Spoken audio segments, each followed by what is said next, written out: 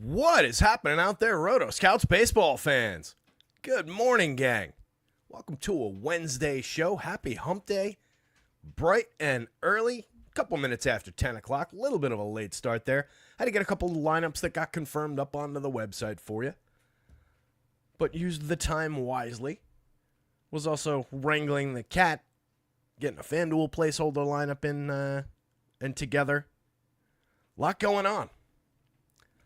Busy day of baseball. All day baseball today. Pretty beautiful. Gotta love a day game. Got a really strong slate. FanDuel decided to go wacky with it, of course. They had to FanDuel it. So we've got this first game up is on FanDuel only.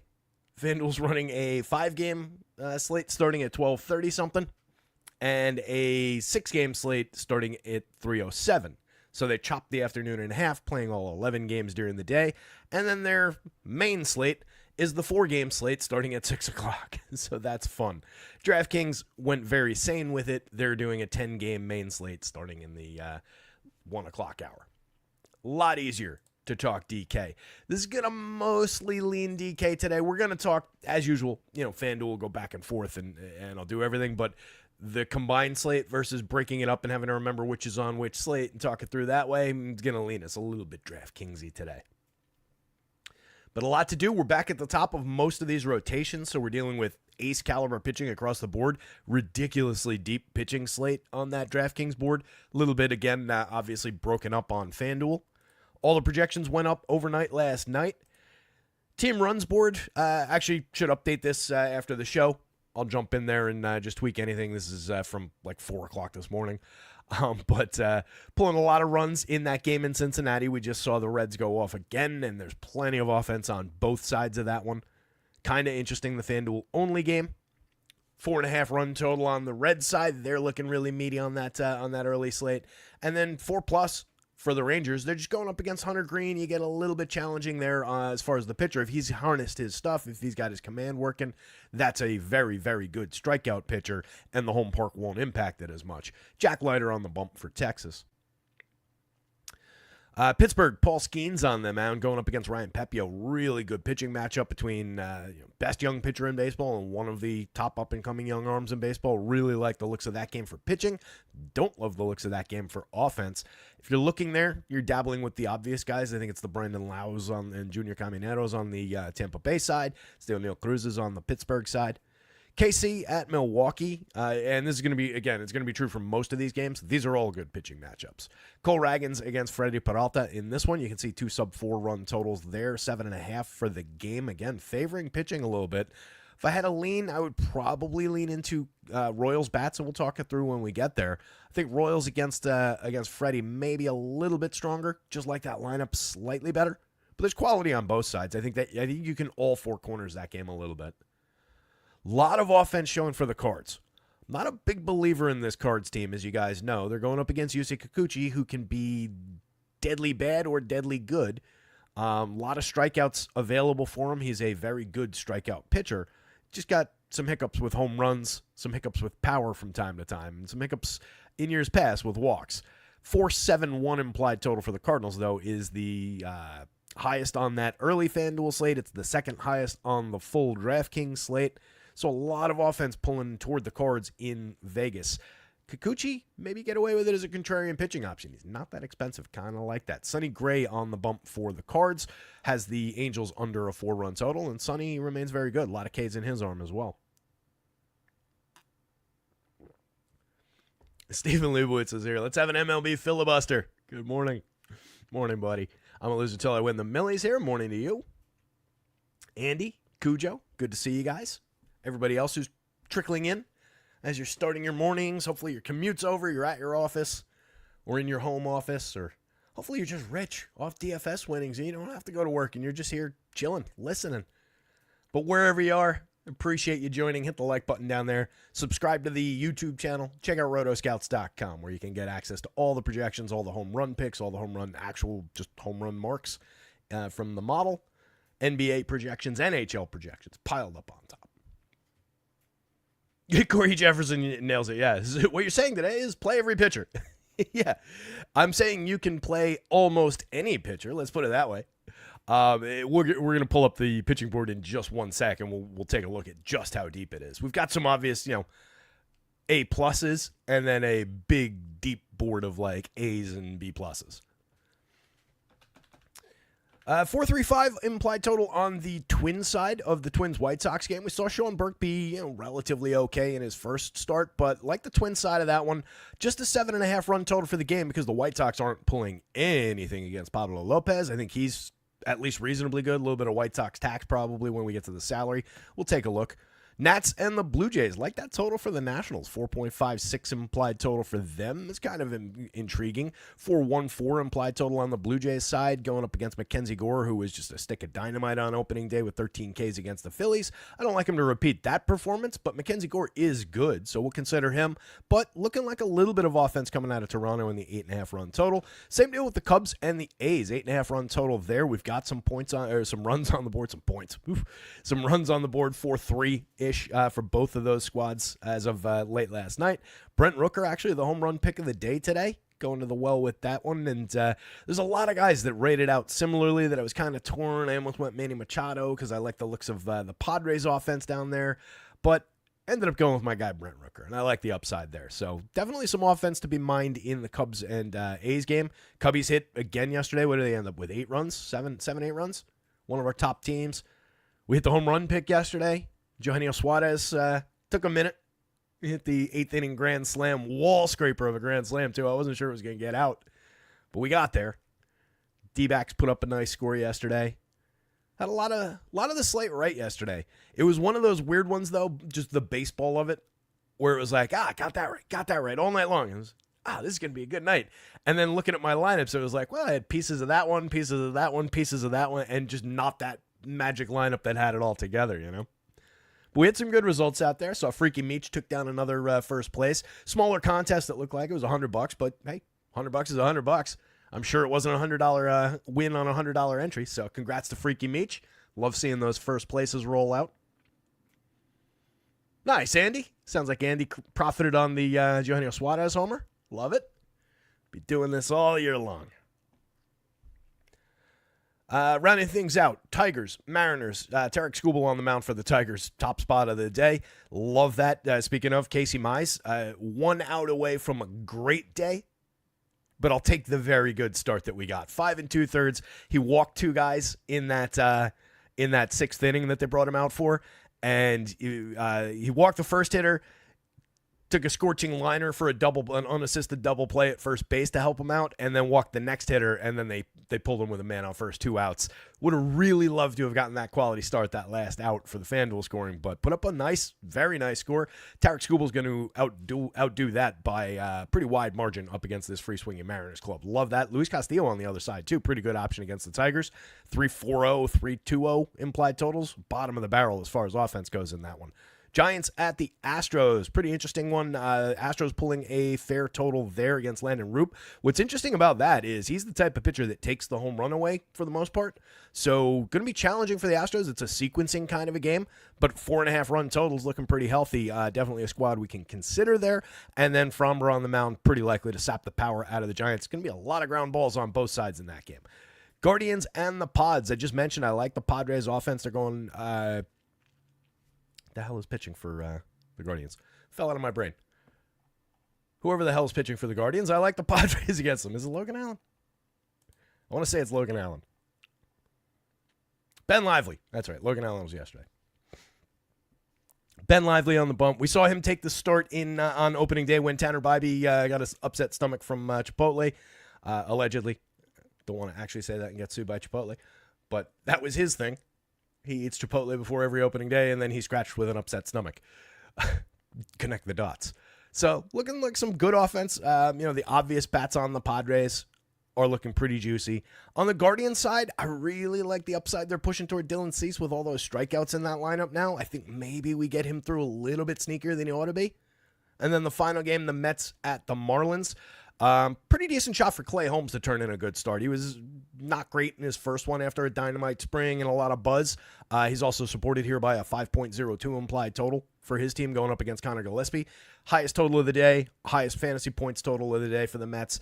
Tons of home runs on the board for the Mets. I think there's 4 guys in that lineup over the magic number. So definitely looking some Mets offense at the end of the afternoon. Oh yeah, thank you, Dennis. Dennis mentions the weather, and yeah, the weather's a disaster. At least just glancing at the board earlier. That's what I want. Yeah, let me pull up Mr. Roth. As always, I highly recommend just following Roth from RotoGrinders / on Twitter for weather stuff. He's the best at it. And I don't love playing weatherman, so I just kind of default to what he says. So yeah, heavy rain, probably a long late start or potentially a postponement in the Angels and St. Louis game. Strong hitting environment, as he calls out here, if they do end up playing. But it sounds like they've got an afternoon and morning loaded with rain in St. Louis. Cincinnati is hit by that a little bit, but it seems like it's not that bad. Seems like it's a passing storm, so maybe a little bit of a delay is his take. A lot of wind in Cincy as well. Left to right wind, though. It's not exactly helpful. Hot in Tampa Bay is definitely noteworthy. Hot, humid, and dry is his note on Tampa Bay. No rain in the area there, but as discussed, the warmth is going to rapidly push that park up the board as far as park factors go. And then Minnesota at the White Sox. He's got his orange and yellow, which is moderate concern. Sounds like it's on and off rain. There's a lot of rain early, and then spotty showers throughout the afternoon. So we got to see. Sounds like our biggest danger spot is the St. Louis game, followed by the White Sox game. Thank you, Den. You guys always got to remind me. I always forget to check the weather and talk about the weather. Yes, that definitely is funky for that FanDuel slate for sure.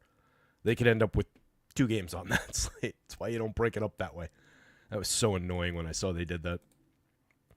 Let's talk some of these pitchers real quick.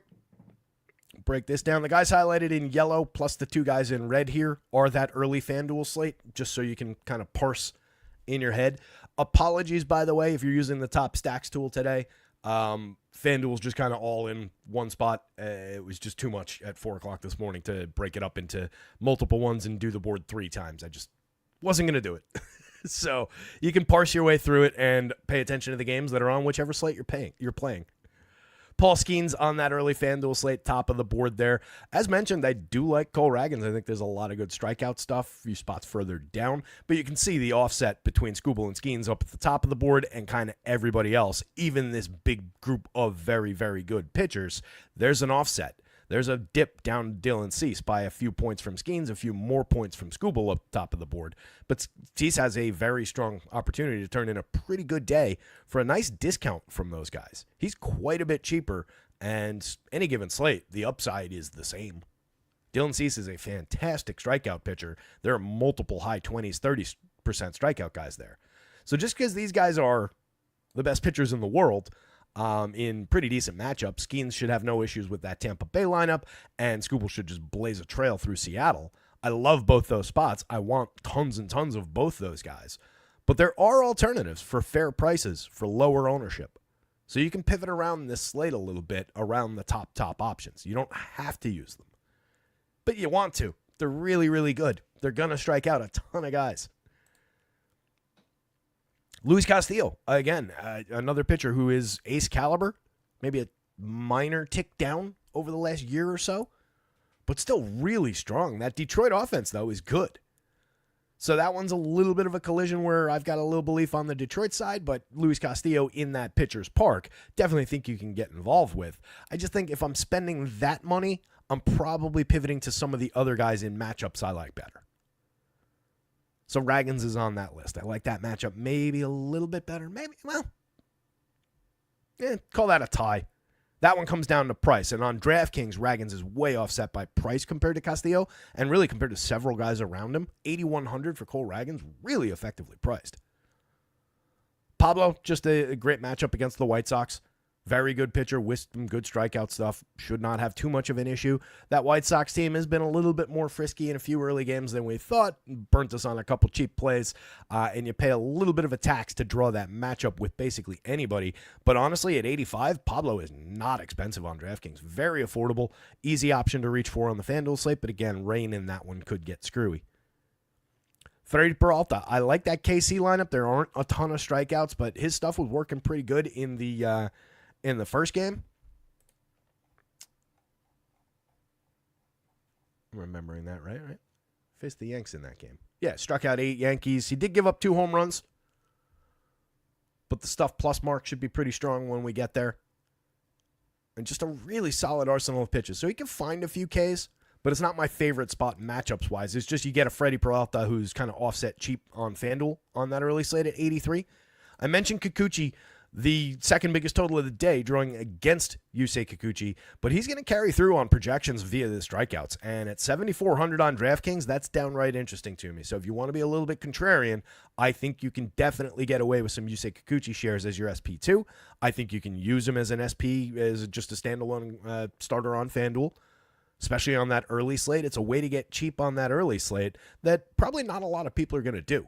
So I feel like you're definitely going to be differentiated there, and you're building bigger stacks with more money to spend than anybody who's going, to anybody not named, let's say, Freddy Peralta on that slate, or Sean Burke, obviously. So there's an advantage inherent in going to Kikuchi. It's just you got to ride that wave of you might give up a couple of home runs. But again, I don't love that St. Louis lineup, especially if Nolan Arenado is still broken, which he's looked okay to start the year. Framber Valdez, love. 10-2 on FanDuel, you're paying full price. 8-3 on DraftKings, you were most certainly not paying full price. DK, fire it up. There are plenty of Ks in that San Fran lineup for him to go find. And again, that's going to be a ground ball fest with him and Roop on the mound. Mackenzie Gore, I'm really curious to see this one. As discussed before that last game, I think he's a talented guy. I did not see 13 strikeouts coming, especially against the Phillies. I don't think we're going back to that level, but I think we're going to get good starts here and there all season long from Mackenzie Gore. 76 on DraftKings, entirely playable. 8,600 on FanDuel is also playable on the later in the afternoon slate. Ryan Pepio on the other side of Paul Skeens, a very good young pitcher, a lot of talent, great matchup, projects out really strong. On yesterday's slate, that would have been one of the top pitching projections. So keep that in mind. We're halfway down the board here, and we're getting to what would have been the top yesterday, or one of the tops yesterday. So it's just a really different kind of slate. This is super playable. 89-72, more playable here, I feel like, because FanDuel's just kind of got him priced just like all these guys. There's a little bit of an offset, but it's not huge. Not like how DraftKings has him discounted. So either side, the pitching in that Tampa Bay game, the one thing that now we know may be working against this, park factors, especially if it's hot. It's Yankee Stadium in the heat, in the humidity in Florida. Not a good recipe for pitching, good recipe for hitting. But these guys should be more than talented enough to overcome that. Sonny Gray at only 7,800 on DraftKings is, again, another guy who's just cheap. That is a great price for a guy who struck out 30% last year, going up against a fairly free-swinging Angels lineup that's kind of scuffled to get started. Love Sonny Gray on DraftKings. 10-3 is meaty on FanDuel on that early slate, but I do think you can go there. Hunter Green, a lot of Ks, loses command from time to time. He's only on that early FanDuel slate, not on DraftKings.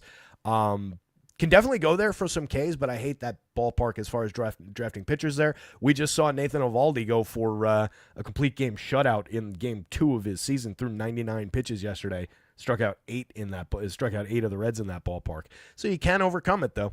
You can overcome the ballpark. Clay Holmes projecting really well against Miami for a fair price on both, 82,700.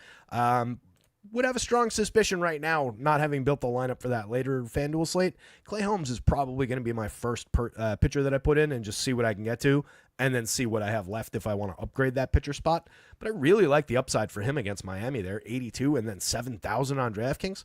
Sign me up. That is a really good price for a talented pitcher with strikeout stuff against one of the lower-end teams in all of baseball.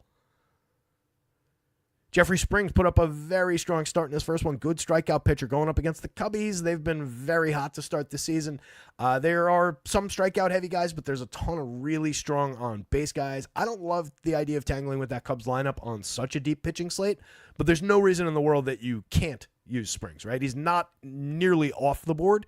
It's just there's so many good options. I don't necessarily want to go against what I think is a pretty good offense. 75 on DraftKings really works, though. At that price, you can roll those dice a little bit more aggressively. At 91 on FanDuel, kind of takes it down a peg. Tie-in against Oakland, I think we're just looking at some Oakland bats there. They're showing some power. Jack Leiter, a lot of buzz, looking pretty good, and developed out finally to what he's supposed to be. Let's hope. This will be a test for him, though, going up against a pretty effective Cincinnati lineup in that bandbox on an ugly day. Roop, a lot of ground balls, 6,400, 6,800. I'm at least intrigued. If he can give me 6 clean innings, he's not necessarily racking up a ton of strikeouts. But 6 clean, I'll kind of at least consider for the super discount, especially as an SP2 over here. Burke against Minnesota, I don't love it. Easton Lucas, the lefty, against Washington. Washington showing a lot, but he's only 4,000. We'll talk about it. Ben Lively, Connor Gillespie, kind of write-offs from me down the bottom of the board.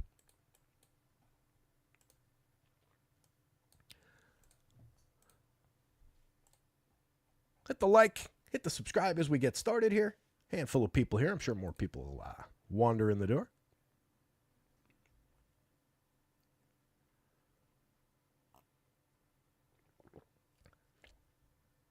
Thanks, Power. Yeah, it's people here say that about him. People over there say that about me. We're going to get it together at some point. We have to just find a minute to put our heads together, but we'll make that happen for sure. Gun's a good dude. Danger the Safety Dog says, Holmes or Pepio on DK?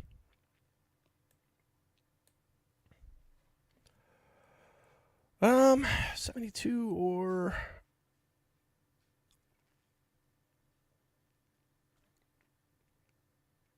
I would probably take that discount by $200. You're sacrificing a quarter of a point. I would take the $200 discount and take Clay Holmes against Miami, I think. There's a couple more threatening bats in Pittsburgh. There's definitely a more threatening ballpark that they're going to be pitching in.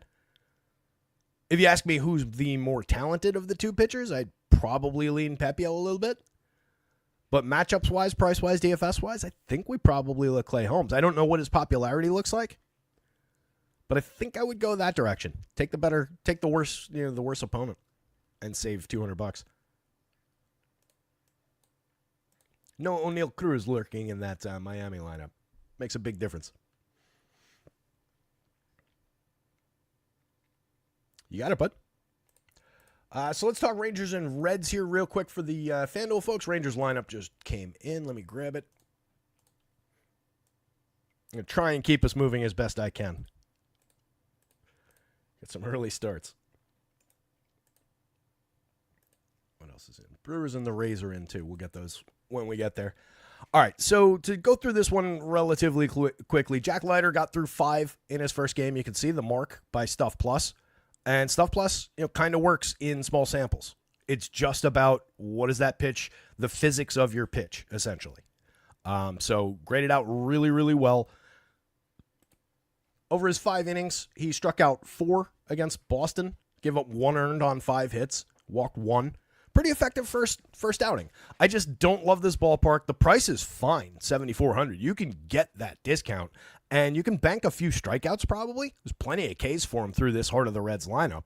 It's just a fair amount of talent between Matt McClain, Ellie De La Cruz, Jeimer Candelario, who can still hit the ball, Christian Encarnacion Strand, who can drive the ball, has not. I know he does have a home run on the board. So you get a little bit of pop, you get a little bit of speed with this Reds lineup.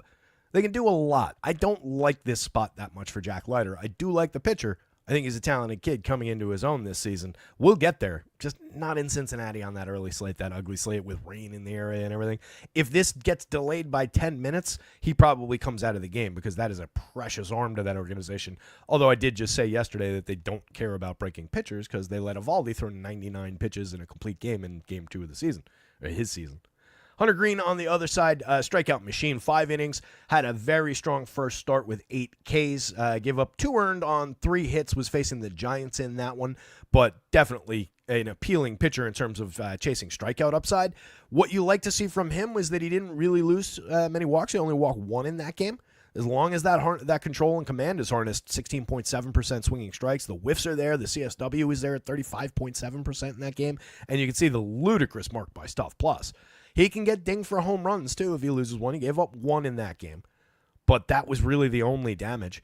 So I think you can get some Hunter Green here, but he's fully priced at 98. There's probably better alternatives on that early slate, and he's facing a not inept and not dangerous, dangerous, not dangerous, double negative, and dangerous Rangers squad. So I don't love the Hunter Green side, but there's more upside on Hunter Green, I think, in the spot. Kind of obvious through the medians. Rangers lineup basically looking as planned as we've seen lately. Semien up at the top. Oh, no Corey Seager. My mistake. Something was funky. All right, no Corey Seager in there. Do I have him in this? Was he my one-off? Momento. Hold on. And a Ryan Jeffers from Minnesota. Now that I can clean up later, right? Let's put Ty France there for now.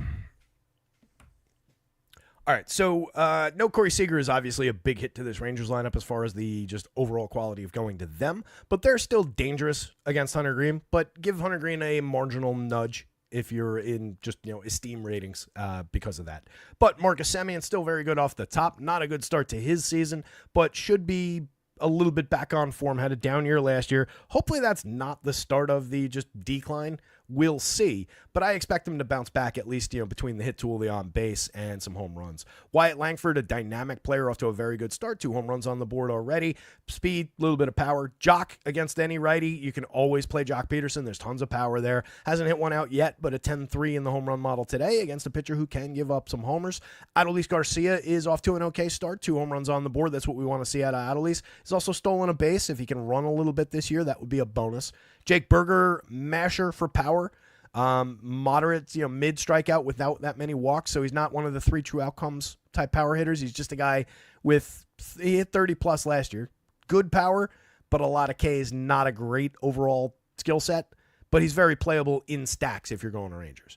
Josh Smith, mix and match. Jonah Heim, very high-end catcher option on that short slate. 2 home runs on the board already. Definitely think you can get to some Jonah Heim in this ballpark. And then Leo Taveras and Ezekiel Duran are just kind of mix and matchy guys. If you're stacking a lot of Rangers, you can always play either one of those guys as a wraparound from the bottom. There are skills there. Both of those guys can get you some, can drive the ball for a double. Both of those guys can hit the infrequent home run. Both of those guys can steal you a base. So they're effective enough wraparound guys from the top, but they're not great. On the red side, I already named several of the key bats. Ellie is obviously their super-duper star. He's out to a 350, 381, 700 start with a 194 WRC+. He's hit 2 home runs. They came in the same game the other day with the torpedo bat. TJ Friedel at the top of that lineup. He's an interesting enough table setter. 1 stolen base on the board already this season. We'll see what the on base looks like. It was 310 last year. It was 352 2 years ago. They need him to be this guy rather than that guy. Makes a big difference with that up at the top ahead of Matt McLain. McLain's got 3 home runs on the board already. Remember him? He's reminding everybody really quickly after missing last year. Gavin Lux in the cleanup spot is kind of interesting. He's only 26 on that FanDuel slate. He plays second and third. So you can do kind of a straight line through the infield with those 3 hitters. McLain at second, Elliott short, and Lux at third. And then you can work in some Candelario, some Encarnacion Strand using first base if you want to. You can drop an outfielder in there. So this Reds team's got a little bit of flexibility, and it's nice to have the flexibility around McLain for one-off shares. Getting him at short or second base, a lot of talent there. And you could say similar things, not that Gavin Lux has ever really delivered on his talent, but having these multiple multi-position guys, and I would throw Spencer Steer into that mix too, makes this a really dynamic team to just click around. Nobody's that expensive, so you can put a lot of combinations together with these Reds.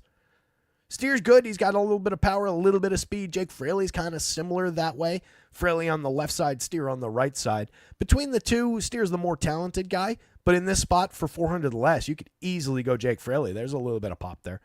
And then Jose Trevino is a very good defensive catcher.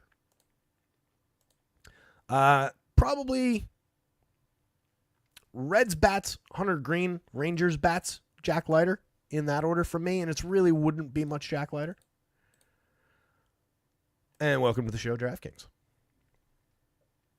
Game 2 up, Pirates and Rays, Paul Skeens and Ryan Pepio. We do have the Rays lineup. Putting that up on the board right now.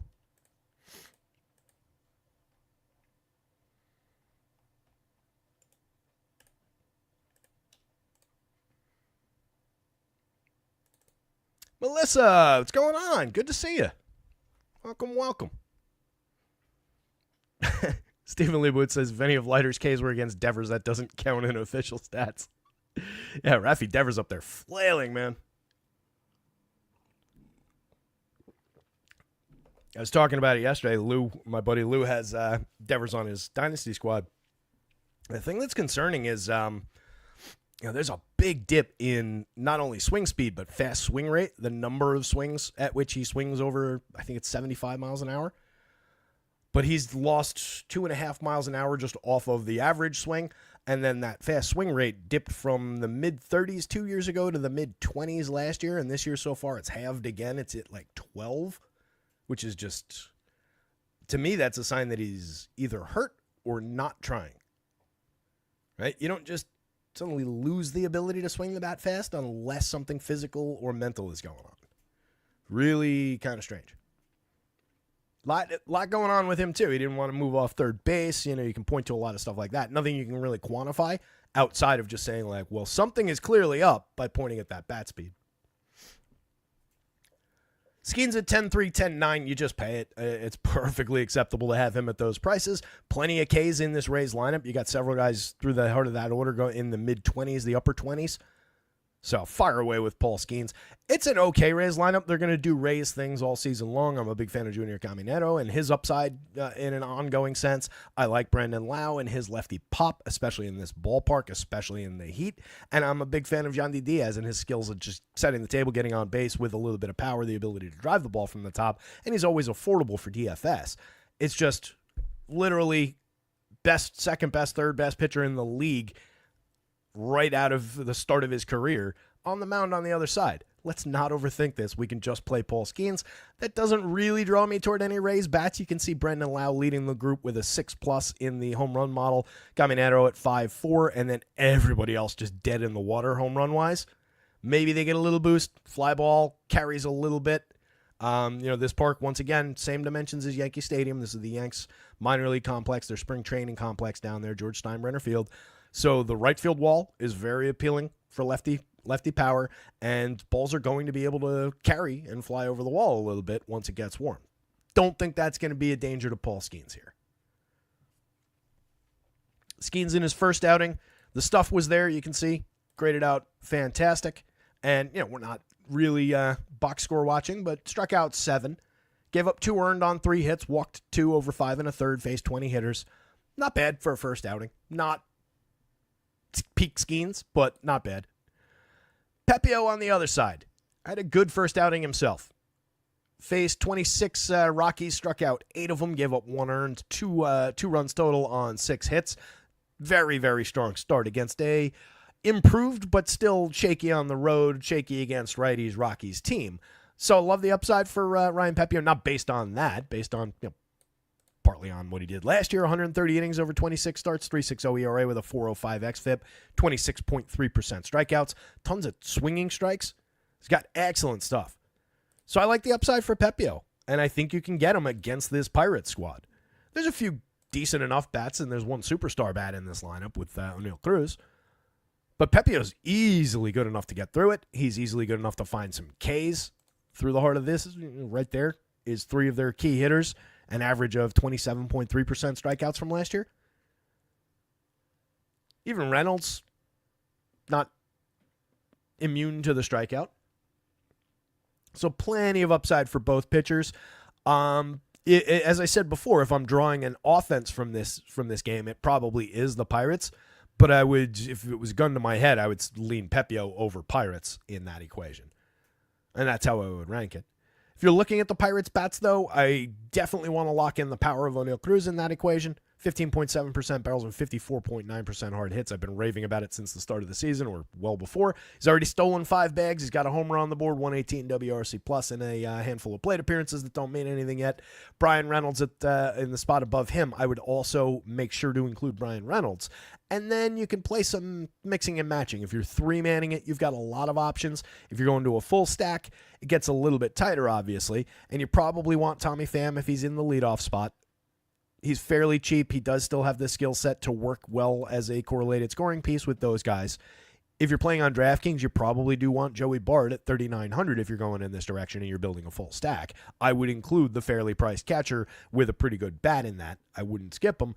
And then it gets dicey around McCutchen, Hayes, Endy, Frazier, and IKF. For me, it's either McCutchen or Endy. Whichever one of those guys suits your fancy, fits your lineup price-wise. There's a big price gap between the two of them. But it's a little bit rougher down there. I think the Pirates, if you're going there at all, probably function best as a three-man today. And then I just wouldn't go Rays, honestly. It's contrarian, sure. They can get to Paul Skeens, sure. But we're talking about a middle-of-the-pack kind of a team. If you remember yesterday, I was saying, when you go contrarian, like try if you can to do it with a better team, not against an ace pitcher. This is a medium-strength team against ace of aces. So I'm really not looking. But Lau would be a key bat in that equation. Gaminero would be a key bat in that equation. And then, especially with this version of the lineup, it's Yandy. It's probably just a three-man with those guys because I don't really have much esteem for Aranda. He put decent bat on ball in a small sample last year. Caballero can steal some bases. Taylor Wall, same thing. Rortvet, Johnny DeLuca. They kind of went with the punt lineup outside of the top four guys. And really, it's the top three of the top four. I know Jake Magnum's been productive. I know he had another standout day at a very cheap price yesterday. 636, 667, 818 with a 334 WRC plus to start his season. I want everybody to realize that Jake Magnum is 29 years old. He's not an up-and-coming, exciting prospect. This is a quad A player. There's a reason you did not know this guy's name at 29 years old this year. Last year in AAA, 428 plate appearances, 317, 357, 442. That's great. Looks fantastic. If he was 22 and did that, he would have been the top prospect in baseball or one of them. But he's 28 playing at AAA doing that. He also only hit 6 home runs. He stole 20 bags. He doesn't strike out. He hits for average. He gets on base. He's that kind of a guy. So could he contribute? Could he continue doing some of the things that he's doing now? Sure. Is he going to be a standout guy all year long that you're going to want to chase? No. I really, truly do not think so. Is this number correct? 112 in the home run model? Turns out, yes, it is. I mentioned it yesterday. I was like, let me double check his home runs. And that's where I was like, this guy's a single-digit home run hitter throughout his career in the minors. There's no power here. So this is just a guy, you're talking about, a bad version of a Luis Arias, Stephen Kwan mold. Right? Imagine those guys, but not good enough to make the show until they were 29, just as a spare part. So that's what we get out of Jake Magnum. So really skipping over some Rays. Paul Skeens, Ryan Pepio, way offset from the bats at the top of the board. And then if you have to go bats, Pirates.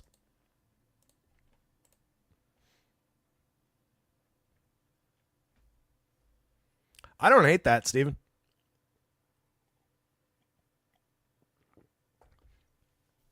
We get 6 innings. I don't hate that. It's big. Get the right price on it, but it's not a insurmountable number. We do have both these lineups. Let me grab them.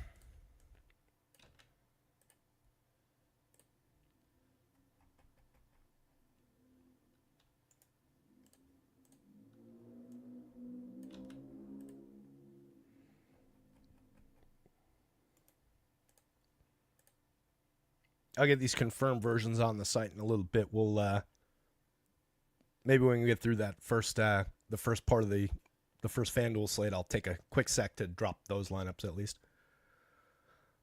All right. So Cole Ragans, 5 innings in the first start. He gave up 3 earned, 5 hits, walked 2, struck out just 3 against the Guardians. Challenging start to take anything positive really away from. Stuff wasn't working great for him. If I remember correctly, the velo was down a little bit, but still induced a 12% swinging strike rate. There's a lot of free swingers in that lineup. But this is a good pitcher. This is a good lefty that we've seen a lot of over the last 2 seasons. 96 innings with a 28.8 strikeout rate, 3.47 ERA, and 3.71 xFIP in his breakout back in 23. And then followed that up to quiet some doubters, including myself last season. 32 starts, 186 innings, 3.14 ERA, 3.46 xFIP, nearly a 30% strikeout rate. Most importantly, a 14.4% swinging strike rate while limiting power. Cole Ragans is very good. If something's going on in that arm, if something, we don't necessarily have that yet, I would say this is a spot where if you're a little risk averse, if you want to, theorize about why that first start might have been ugly and overreact to it, it's very easy to just bypass Cole Ragans on this slate. But I really like that price. 8,100, he projects out very strong for me today. I've seen his projection bounce around in a number of different spots because when I saw my number, I was like, let me make sure that we're looking within range here. And I think it works. I really do. So I like that $8,100 price going up against a Brewers lineup that there are some Ks here. Small sample on some of these guys down toward the bottom, like Vinny Capra. He had 9 plate appearances last year, so we'll ignore that. But Garrett Mitchell, 31% over 224 is not nothing. 28.8% over 517 out of Rhys Hoskins last year. There is no Christian Yelich in the lineup today. I think he took a bump. I didn't see what it was. But we get Isaac Collins, whoever that is in the lineup. Dead min priced on FanDuel. Let's find out about Isaac Collins.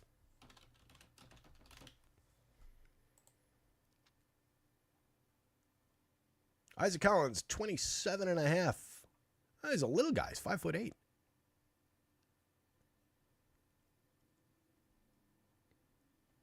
We saw him 19 plate appearances in the show last year. He did nothing noteworthy. In AAA last year, 500 plate appearances, 14 homers, 24 steals, 273, 386, 475 as a 26-year-old. Another guy who's like a quad A type. Obviously not going to be a big threat to Cole Ragans. But if you're going Brewers, you do have a very cheap 3-hitter kind of lurking in that lineup now. But obviously it's replacing their best hitter or second best hitter. That's a big ding to the Brewers stack. I do think you could go there, but a sub-4 total and no Yelich now going up against Cole Ragans, not a great spot. If you're considering them, Bryce Turang off the top, guy who typically needs help from his friends. He's off to a good start to the season, though. He's getting on base a little bit over his 21 plate appearances, home run on the board, stolen base on the board.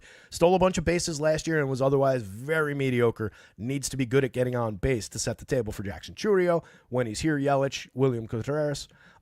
So getting Chourio in your lineup would be an absolute paramount consideration here if you're going to the Brewers. He is way too cheap on FanDuel. I would consider one-offing Jackson Chourio just because of that price on FanDuel. $2,900 is stupid. 21 home runs, 22 steals in 573 as a rookie last year. The start to this season has been bad, but who cares? It's 23 plate appearances. You can cherry pick any 23 plate appearances to make any point you want.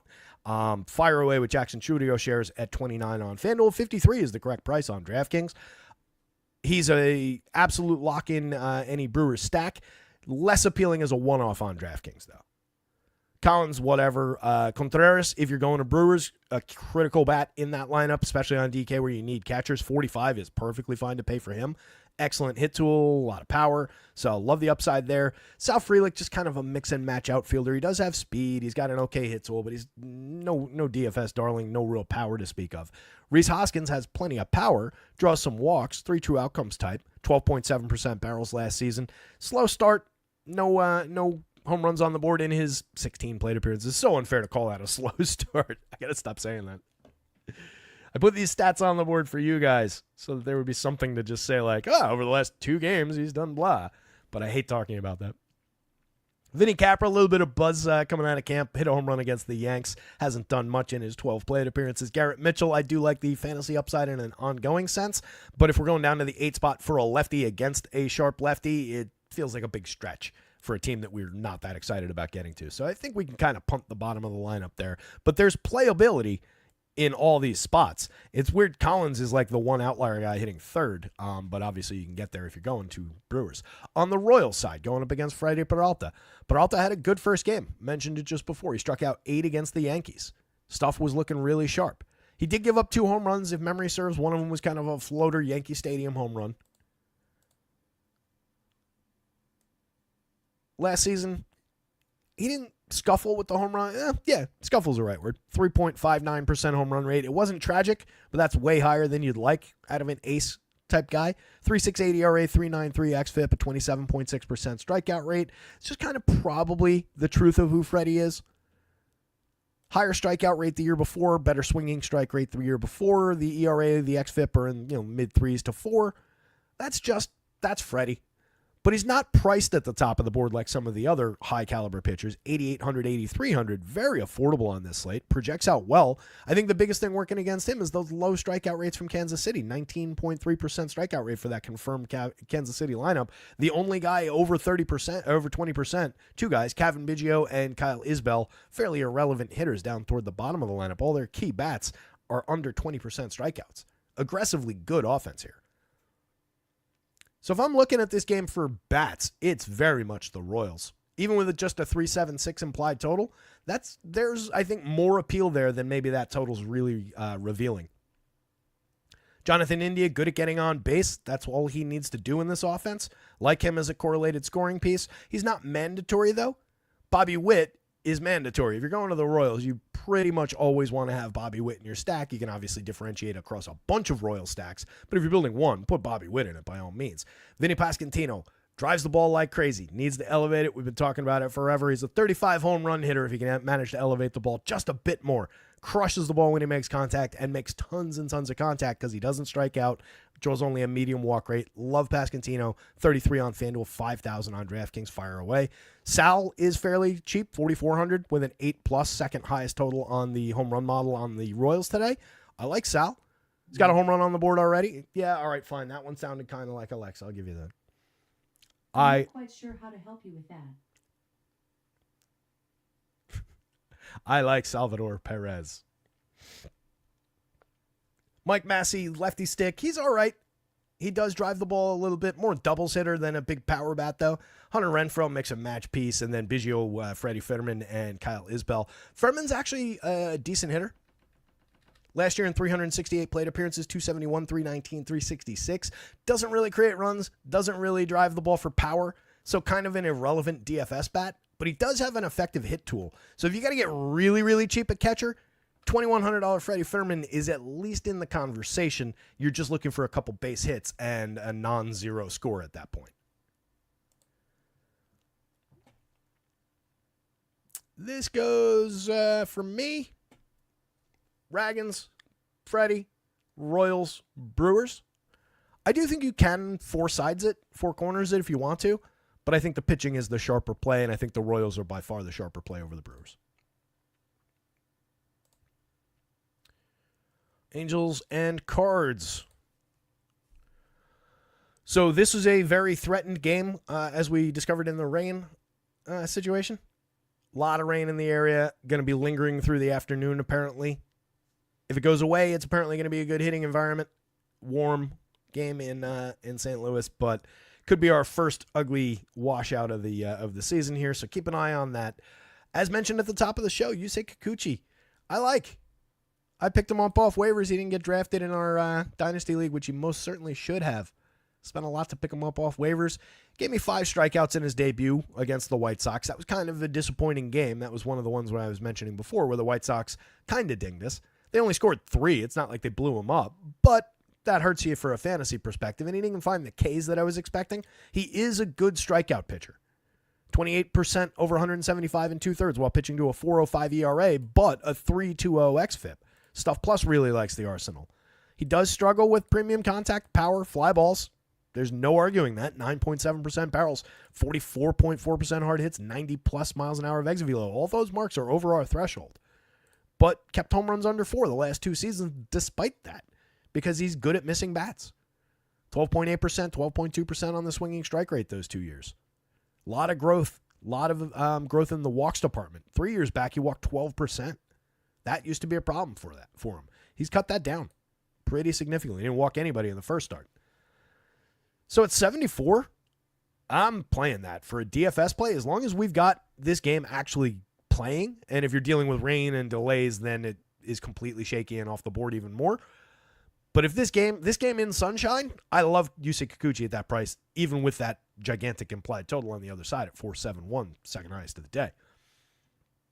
So I think that's a good contrarian DFS pitcher to use at a fair price with strikeout upside.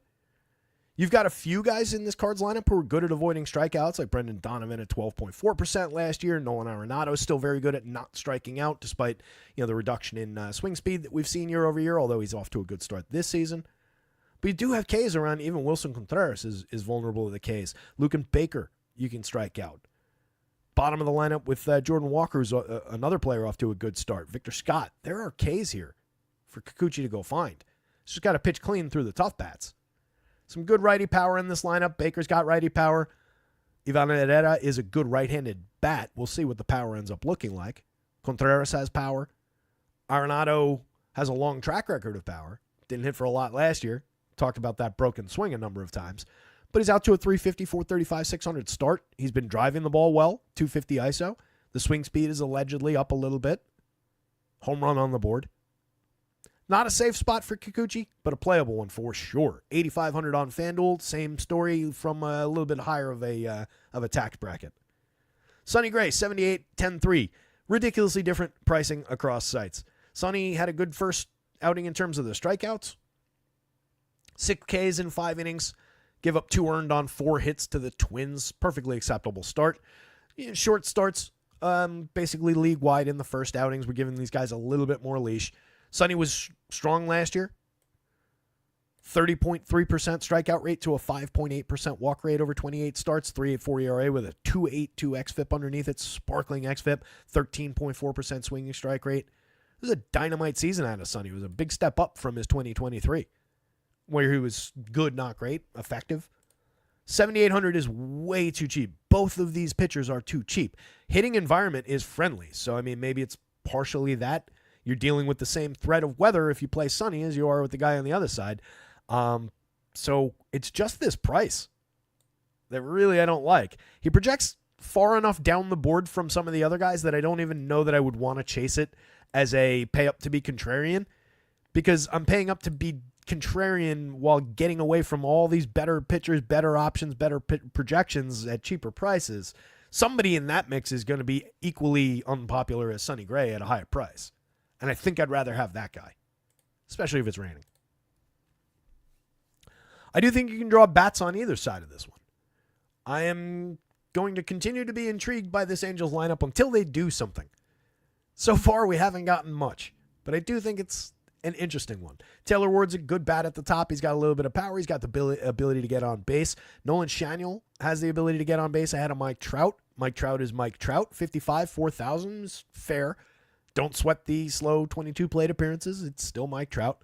Jorge Soler for only 44.29. There's tons of power upside there. All he needs to do is square one up against Sonny, and you can do that. For as good as he is, 3% home run rate last year with a little bit of exit velo allowed, few barrels allowed. The stuff is still good. He's very good at missing bats, but a mistake pitch by Sonny is gonna travel.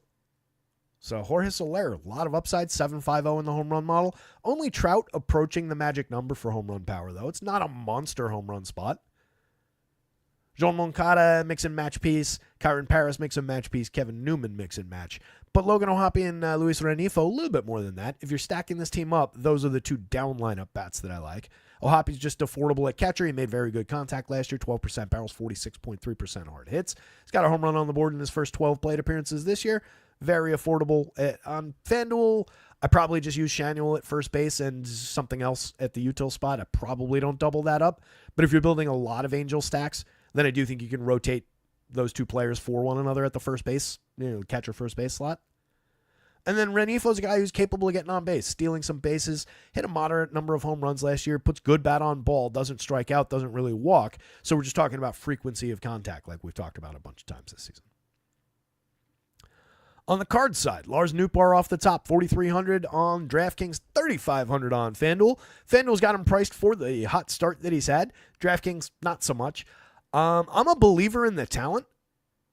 We've just kind of seen Nootbaar suffer from some injuries here and there that have set him back in certain seasons. He misses key time and then has to, catch back up. So it has an ongoing impact over the last couple of years. But 2 years ago, he was pretty good, over 503, 14 home runs, 11 steals, a 367 on base, is dynamite in the leadoff spot. That's over 500 plate appearances. Last year, maintained the strong on base, 342 over 400 plate appearances, created runs at a 114 WRC plus, 12 home runs, 7 steals. So there is a very good player here with 20 home run, 25 steal power and speed, with the ability to get on base and set the table for Wilson Contreras, for Luken Baker, for Nolan Arenado, and all the righty pop that those guys bring. So definitely, especially on DK, this is going to probably be a popular spot, assuming we get cooperation from the weather, because that's really cheap, and especially with the hot start. 2 home runs on the board already. 35 on FanDuel, maybe you can get away from some public ownership and start a stack with Nootbaar. But either site, you're definitely including him if you're going cards. Contreras, first base, no catcher eligibility anymore, but still very, very playable on DraftKings. I just hate that it's a positional conflict with another bat that I would want, $2,300 Luken Baker over there. So you got to make some choices, some sacrifices on the DraftKings slate. You can get both of those guys on FanDuel, but it's less than ideal, and there actually is sneakily a positional conflict because a few spots later, you've got Ivan Herrera, who also needs to go into a catcher first base spot. So you can only get 2 of those 3 guys on FanDuel. Arenado at 42. That's a really good price, even with the broken swing kind of considered. As stated, 350, 435, 600 start, 250 ISO. You can't really argue with that. He's hit 16 home runs, but dipped to a 123 ISO last year. 26 with a 193 the year before. Long, loopy, slow, luxurious. Knocked over my weed. Long, loopy, luxurious swing through the zone. But if it's faster, we're a lot less skeptical about Nolan Arenado this year. Walker, former top prospect in the game, off to a very strong start. I love seeing this. I mentioned it multiple times already this season. We'll be talking about it all year long. Kid was one of the best prospects in baseball. They messed with his time because he didn't immediately perform, and last 2 seasons, he's been bouncing back and forth to the minors. Let's just lock him in for 600 plate appearances and see what he does. I love the start that he's off to. Definitely would include him at 25 on both sites. Kind of a priority bat. More so for me than Donovan. More so than either of the guys at the bottom, Victor Scott or Mason Wynn. They're just playable, cheap clicks. I like Jordan Walker. I think he's a legitimate potential contributor. 9.5% barrels, 43.1% hard hits in a down season last year. 7.6 and 42.5 the year before in a partial and very good season. I got to give it to the Cards bats up at the top. Much as I like Yusei Kikuchi, I will go that route. 471. I'm not going to argue with Vegas that much, but I'll put Kikuchi 2, especially on DraftKings because I like that price. So Cards, Kikuchi, kind of doesn't make sense having those 2 together, but whatever. Then probably Sonny Gray, then Angels bats. You could easily make that Sonny Gray, then Kikuchi, then Cards bats, then Angels bats, or put it in essentially any order that you want. This is a pretty strong 4 corners game, even with this low total. But probably favors pitching with 2 good pitchers on the mound.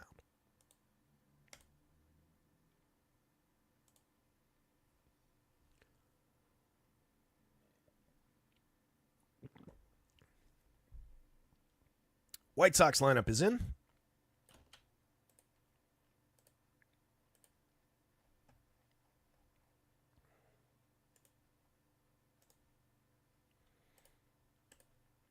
$11:00. All right.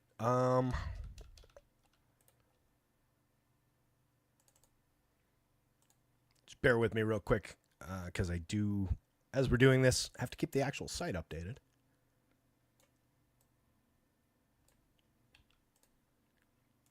That's in a separate file over here. All right, let's get through this one, and then I'll swing back around. One of these days I'll fix Jake Amaya. I'll swing back around and drop those in. So Pablo Lopez going up against the White Sox. Pushover matchup, right? Right. 8,500, 9,200. Maybe a little bit of White Sox tax on FanDuel, but not that much. That's a somewhat regular price for Pablo. Week first start for Pablo. Give up 4 runs. Only 2 of them were earned, but 8 hits. Struck out just 3. Gave up a homer in 5 innings. That was against the Cards. I like him to bounce back, though. Great opportunity to just take a mulligan and restart your season here with Chicago. Last season, 25.6% strikeouts. Year before, 29.2. This was his big step forward kind of a year. Last year, you could call kind of a disappointment. It was only a disappointment in light of his 2023, though. If you came into last year with expectations of this, you were a little bit let down. But there's good in here. The 4.08 ERA is a little bit high, but the 3.36 xFIP was right in line with the previous year. He actually improved the walks. Lost a little bit in strikeouts, lost a decent amount in swinging strikes, CSW, so was a less effective strike thrower. Give up a little bit more in terms of home runs, but not egregiously so. So it's just a little minor downturn. This is kind of a normalization more than anything else. So I expect between 25 and 28% strikeouts. Probably a 3.5 ERA, somewhere around that territory. XFIP in similar territory. But Pablo is easily good enough to play in this spot against the White Sox. 85 on DraftKings is a very fair price, if not a cheap price. So absolutely fire him up on either side. Sean Burke went 6 in that first start against the Angels. Struck out just 3, gave up 3 hits, but he didn't allow any runs. Pretty clean game. It's an effective enough, super cheap DFS start. I don't love his chances to repeat that. And we didn't really, without much strikeout upside, going up against a Twins lineup that has plenty of power in it, has the ability to draw a walk and get on base. I don't love the Sean Burke play, even as a cheap just value dart. At 62, you just need the spot to fill and need him to not give up 9 runs in the first and come out of the game. But you're stretching to pile up any kind of realistic points beyond that level of play. So I don't really think we're stringing a $6,200 pitcher in this spot, especially not with the Twins pulling a 4.35 implied total. This is another game that's highly threatened by rain, by the way. Twins bats I'm definitely interested in. 8.43 showing in the home run model from Matt Wallner. I love the power there. Hasn't done much over his 18 plate appearances, but let's give him a minute. Carlos Correa with a moderate home run mark. He hasn't hit the ball so far this season, but last year 310, 388, 517 with 14 home runs in a half a season. Wallner hit 13 in just 261 plate appearances out of 264 ISO. The power is very real with Matt Wallner. 17.5% barrels, 53.2% hard hits in that sample. Buxton remains a star as long as he's healthy as far as when it comes to hitting the ball. As long as he's on the field, still star caliber bat. 13.2% barrels, 48.1% hard hits last season. Translated into 18 homers over his 388 plate appearances, a 245 ISO, 142 WRC plus. Those are all world numbers if you stretch them to a full season. When was the last time we had a full season of Buxton? Trevor Lawrence, did we ever? Did we? Has he ever made 600 plate appearances? I don't think so. Nope. Closest he got was 511 back in 2017. Byron Buxton hasn't seen 400 plate appearances since 2017, let alone 500. 382 and 388 were his peaks. It's a shame. Super talented guy. Anyway, 48-32. Highly playable, and the Twins are a stack that they're in my placeholder lineup right now on FanDuel, so that's a stack I'm using today. Trevor Larnach, 37, 28, highly affordable bat, 308, 400, 308 over his 15 plate appearances this year. Much more importantly, 15 homers last year, a 175 ISO. He's a medium-grade power bat, but a lefty stick going up against a mediocre righty for very cheap. I like that idea. Like building him in alongside some of the true power there. He can also draw a walk and just get involved for some correlated scoring for you. Ty France is a mix and match first baseman at the absolute best. Not a lot of power there. Formerly a good hit tool guy, but right now just kind of skippable. If you're going to this team a bunch of times, do you include some Ty France? Sure. I actually just clicked him because whoever I had at the first base was not in the lineup. So he's in my placeholder right now, but I'm going to probably look to get off that chair after we get off this show. Willie Castro, I like. Very playable guy. Mostly on, more so on FanDuel for 3,000 at 3 positions, but 35 at second base or outfield. Highly playable guy on DraftKings. A little bit of pop, a little bit of speed, the ability to create a run. So definitely a highly playable DFS option, and the flexibility is great. Helps you stack this team. Edward Julian, 3,900, 2,400. There is power in that bat. We'll see what comes around. He's in the lineup right now. With some missing pieces. They were debating whether he was going to start the season in the minors this year or what was going to happen with him. But right now, as long as he's in the lineup, he does have the ability to drive the ball. And that's all we really care about here. Last season, 8 home runs and 301 plate appearances was just lost. The year before, 16 home runs and 408, had a 195 ISO, created runs 36% better than average. A lot of strikeouts there. Harrison Bader, Christian Vasquez. Bader's a mix and match outfielder. Vasquez is an afterthought at catcher. If you're going to the White Sox, it's the Luis Robert show. I know he hasn't done much, and Andrew Benintendi is technically tearing the cover off the ball over 19 plate appearances. I promise you, Luis Robert Jr. is the only bat that you really care about in this lineup. If you're going there to stack it up against, if you think Pablo shot or something, or if you're a big White Sox fan or passing through Chicago today and want to take in a game, so you're playing the team that you're going to go see, it's Lubob, and then maybe some Miguel Vargas from the 4 spot with Matt Thaiss in the 5 as a cheap catcher option and take some maybe dart throw catcher pop. But it is not a good lineup. If you needed to stretch it to 5, Brooks Baldwin you could get away with maybe at second base for a little bit of hit tool skill. And then Michael A. for that oddball home run power that he provides from time to time. He hit one yesterday. But not an appealing stack. I like the Pablo side of that equation significantly better. All right. Let me take one moment here to get these lineups onto the website. Talk amongst yourselves, or actually while I'm doing this, let me plug the website. The website's rotoscouts.com. If you guys are unfamiliar out there, anybody new, anybody who's joining us for the first time, which would make you new, check out Rotoscouts, because all these projections are available to you. You get all my DraftKings and FanDuel hitter and pitcher projections. You also get my custom home run model numbers in those projections. And then you get NHL projections and NBA projections for every main slate on top of that, all included for under $1 a day.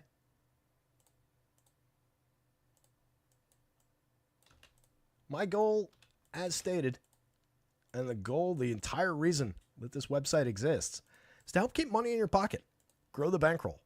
I don't think, from a philosophical standpoint, looking at the industry, there's any reason in the world that the average package should cost like $100 per sport per month, under $1 a day for everything that's on the website.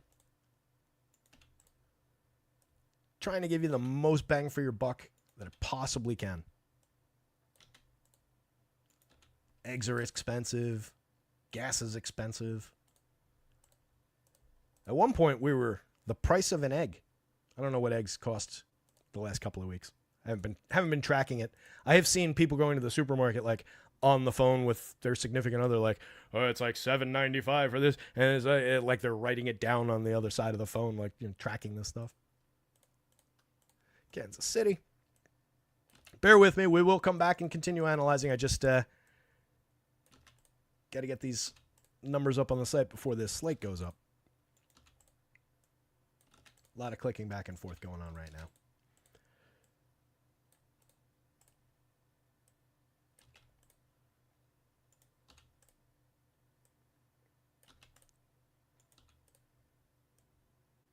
This is the fun part of the show. I do not like the setup that they went with today. Would have been fine if they had both gone just with the slate that DraftKings is using. This FanDuel's noon 4-gamer or 5-gamer is just dumb.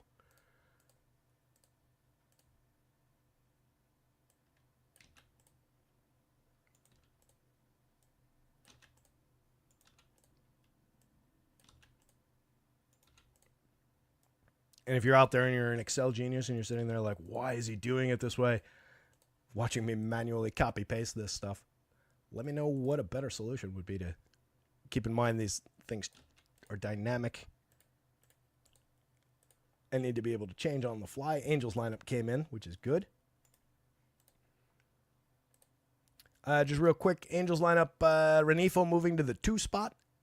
Taylor Ward, Renifo, Trout, Soler. So that's a bump for Luis Renifo. I like that. Shaniel drops down to the 6 spot. Perfectly fine to use him from down there. It's kind of maybe a more interesting version of the lineup. Oh, and Joe Adell back in the lineup. That's good. Really like Joe Adell's upside. So that's actually a nice improvement to this Angels lineup. They got more appealing here. Still don't love the matchup against Sonny because he's very good. But this is a better version than the projected lineup that we had. Joe Adell, excellent swing. Needs to improve his ability to actually make contact with the ball. If you can manage to do that, a big bat there. All right, let's grab that.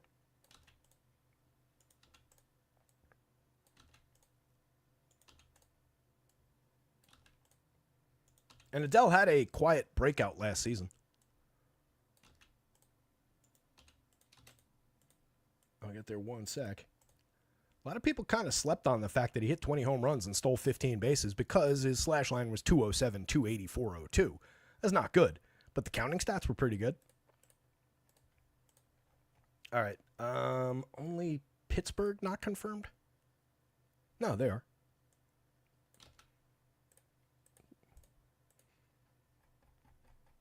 Did I just not change it to a C? No. Pittsburgh lineup. Frazier, Reynolds, O'Neal Cruz, Tommy Pham. So Pham drops to the 4 spot. No McCutchen.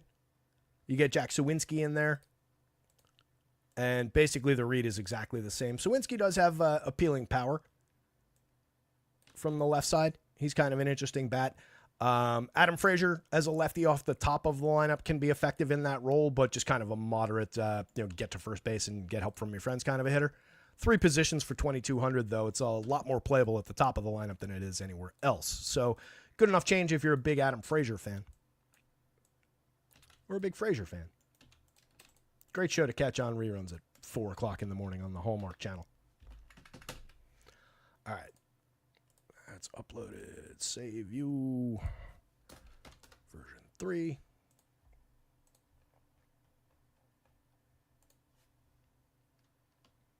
Hit the like button if you get a chance. I promise the rest of the show is going to be more interesting than the last couple of minutes have been.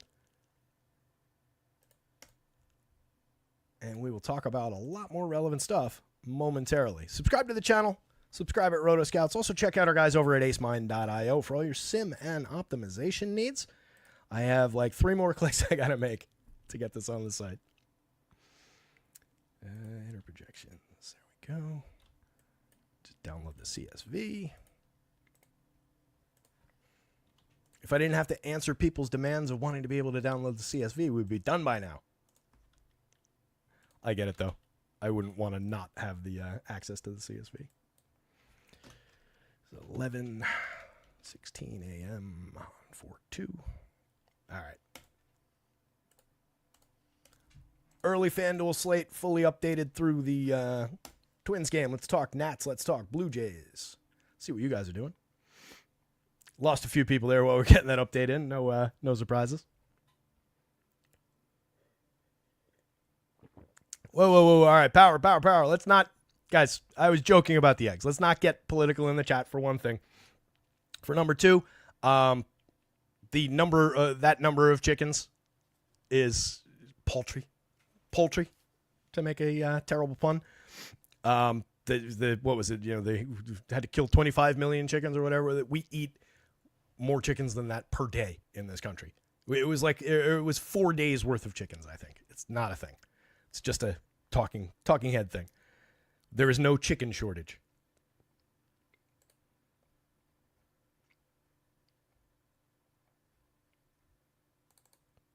The dollar store. Yeah, don't go to dollar stores in Florida. Don't go to dollar stores anywhere. You get lost in there for a year under a pile of rubble falling off the shelves. Anywho, getting away from that, Mackenzie Gore, absolute dynamite. This was the game we were on, right? Yeah. Absolute dynamite in that first start. Nobody in the world saw 13 strikeouts coming. 6 innings, 13 Ks, faced 18 hitters, struck out 13 of them, gave up 1 hit. Fantastic start. Pretty likely to be his best start of the season. But Mackenzie Gore is a good pitcher. 24.8% Ks last season. 3.90 ERA with a 3.87 xFIP. 12.5% swinging strike rate. Things he needs to work on. Few too many walks. Definitely too many opportunities as far as runners getting on base. 1.42 whip is way too high and doesn't really jibe with the rest of those numbers. But Stuff Plus liked the arsenal right away. Missed barrels, kept the ball in the yard very effectively. Was a moderate launch angle at 13.5 degrees. But made nice strides last season. So I was expecting a good year out of Mackenzie Gore. I just didn't think he would put that big of a foot forward in his first start. I like the spot here. I don't love the spot here. The Blue Jays, very low strikeout squad. 15 points. Well, we'll skip the 0. The guys who had a number last year, 17.5%. Pretty damn good. Miles Straw is a super low strikeout hitter as well. He's not much of anything else, but he doesn't strike out that much. So going to be difficult to come anywhere near replicating that strikeout total from the last game. But at 7,600, Mackenzie Gore could easily give you 6, maybe 6 and change very good innings here. So even if he only strikes out 5 or 6 at this price, fire away. At that price, he's fine. But there are guys with higher ceilings and better matchups on that slate that I like a little bit better. So playable here, appealing over here. All right, Easton Lucas. Let's talk about Easton Lucas. Easton Lucas in spring made 3 starts, 1 other appearance. Maxed out at 2 2/3. Faced 13 hitters in that one. Gave up 3 earned runs on 4 hits. Struck out 2. Game before that, he went 2. Faced 9 hitters. Gave up 2 earned runs, 3 hits. Walked 1. Struck out 2. In the minors last season across AAA team systems for Oakland, Detroit, and Toronto. Guys getting passed around a little bit. He had a 26.2% strikeout rate with a 10+ walk rate. A 4.75 xFIP, pitching as a 27-year-old in AAA. So is this a guy we want? Even at 4,000? I don't think so. This does make things work.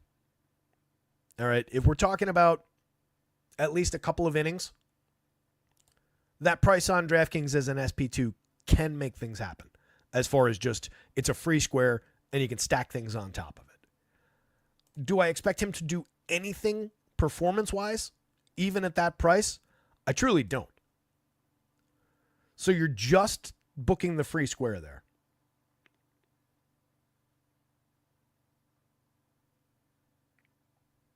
I feel like that pitch count's even high. I think we're looking at 60 to 70 pitches from a mediocre quad A type pitcher. And this is a Nats lineup that I like. I think this is an effective team. Do we have the confirmed? We've talked a little bit about the young players, the young up-and-comers in that lineup. And there's just a good amount of talent here. So I'm taking some shots with the Nats. 4, 5, 6 implied total. So Vegas is right there as well. 8.98 in the home run model for C.J. Abrams. 9.68 for James Wood. 8.52 for Josh Bell. Dylan Cruz coming in at 7.39. There's a lot of good power showing for the Nats. Nobody cracking the magic number. But when you've got everybody looking pretty good with a couple outliers on Ahmed Rosario and Jacob Young, not home run hitters, that is really, really appealing. There's 7 guys with pretty strong likelihood of popping one. Nobody costs that much. I like the upside for this Nats team against this pitcher. At 6,000 on FanDuel, I just don't think you do it. You're not getting close to a quality start. You're probably not going to qualify for a win. So this is pretty much off the board for me. This is just a matter if you just want that. What's the box that they stand on? Whatever it is. If you want that little step ladder. There's a term for a box in Hollywood where, a short actor like Tom Cruise's box. It's probably just called a Tom Cruise. But they stand on it so they look taller standing next to another actor. Apple box? Morning, Synthetic. Andy's here. Max Play. Morning, bud. Good to see you.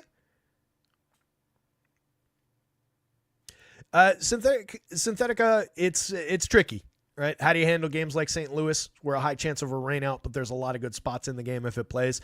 It really honestly comes down to how much does it mean to you if you've burnt that $5, right? It's just about your risk tolerance. If your risk tolerance is low, if the money means more to you, which honestly money should probably mean more to all of us. But if the risk is a problem, when you look at it, if you say, man, if that doesn't play, that's going to really ruin my day. Just in the sense of your day, not your DFS outcome. Don't play it. Move to something else. You've got better shot at having a good day at that point. From a DFS perspective, if you don't mind risk, if you don't mind taking a 0 in a lineup, if you're playing 150 lineups, then those spots get appealing. And there's some give and take there with the severity of the weather risk, obviously. But those do get appealing because people go away from them. And a lot of time you get through these games. A lot of time there's more looming threat ahead of lock than there is actual end up washing out the game. Sure, you do get rainouts, but it's less of a risk, I think, than the public might perceive it as a lot of the time. So it can create an opportunity, but it all just boils down to the individual person, whoever's putting that lineup in. That's a situation that I would play, but I wouldn't say you have to play it because it just comes down to that. Do you want to ruin your day if it takes a 0, or do you not really care that much? Kind of how it is.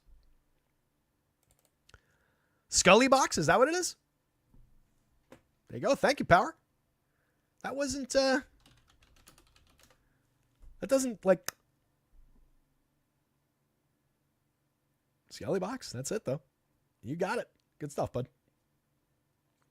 Also referred to as the Gilly board.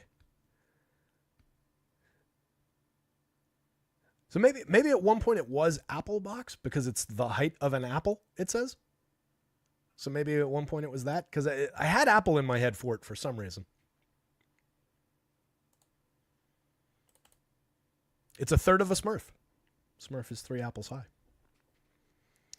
All right, let's keep on rolling here. So Nats, we're going that direction. So let's get into them. 5,000, 3,300 for CJ Abrams, pretty effectively priced. A little bit cheaper on the FanDuel side.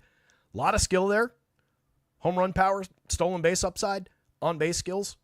314 on base was okay last season, but with the dynamic skill set, it works more effectively. 107 WRC plus, 31 steals, 20 home runs on the board, and room for growth, room for more, especially with support from some of the up-and-comers. Dylan Cruz has been the slow man to get started. 132 plate appearances and a cup of coffee last year, 3 homers, 12 steals, just an 80 WRC plus. 16 plate appearances this year, hasn't done much to speak of, but we're going to give him plenty of time. Like I was saying yesterday, I feel like they're kind of just on the trajectory of like development at the major league level, and just hope it doesn't take that long. James Wood at 4,900, that's a bargain price for him. 3,300 on the FanDuel slate. In 336 plate appearances last season, he comported himself pretty well. 120 WRC plus as a rookie, 163 ISO. That's going to go up. I promise you there's power there. 9 home runs, 163 ISO, good enough. 14 stolen bases, 264, 354, 427. Love the on-base skills. A lot of upside for James Wood. 10.6% barrel, 52% hard hits in that sample last year. There are Ks there, but especially given the high... the strong results for on base last year and the 11% walk, I don't mind the Ks whatsoever with that hitter. It was funny at the Yankee game the other day.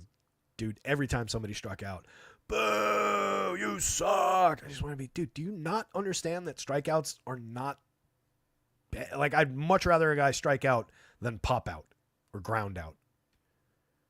It's, I don't know, just silly. I love old baseball, I think.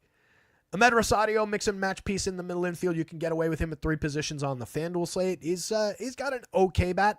Not a ton of power, not a ton of ability to drive the ball, but should hit for average, should be an effective run creator in this lineup as long as he's hitting in a reasonable spot. And he's a cheap spot filler in a stack that's already affordable. So there's a lot of value just kind of inherently baked into the Nats lineup. Nathaniel Lowe is one of those values. 3,200 on DraftKings, 3,000 on FanDuel. A little bit pricier on the FanDuel slate, but a very good hitter. Always has had good on-base skills. A little bit of power. Power's dipped over the last 2 seasons, but 27 home runs a couple of seasons ago. He's got 2 on the board already this season. Lefty. I'm not going to sweat it with Nathaniel Lowe against this pitcher. I think Keibert Ruiz, Paul DeJong, Jacob Young down the bottom of the lineup. Jacob Young can get on, steal you a base. DeJong can still drive the ball over the wall. It's about all he does these days, but there is a lot of right-handed pop there. It wouldn't shock me to see DeJong move up the lineup a little bit to get that righty thump a little bit higher up against Easton Lucas here. And then Keibert is just those fantastic bat-on-ball skills. 11.1% Ks, 3.3% strikeouts. As I keep saying, just give me plate appearances and contact, and I'll let fate do the rest to at least some degree. Michael Knack, what's confusing, buddy? Good to see you.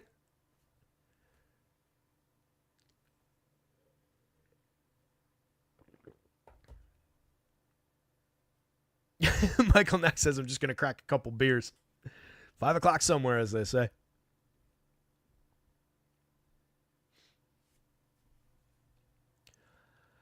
Angels and Cards both off tomorrow. Not sure if that means they can wait it out or play an afternoon game tomorrow.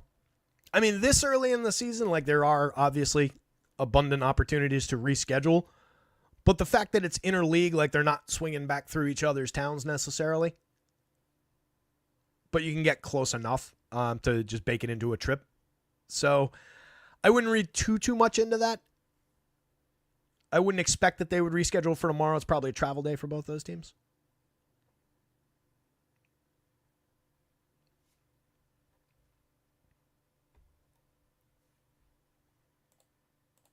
Yeah, but a strikeout just leads to the individual out. A ground out can ruin an opportunity for a big inning.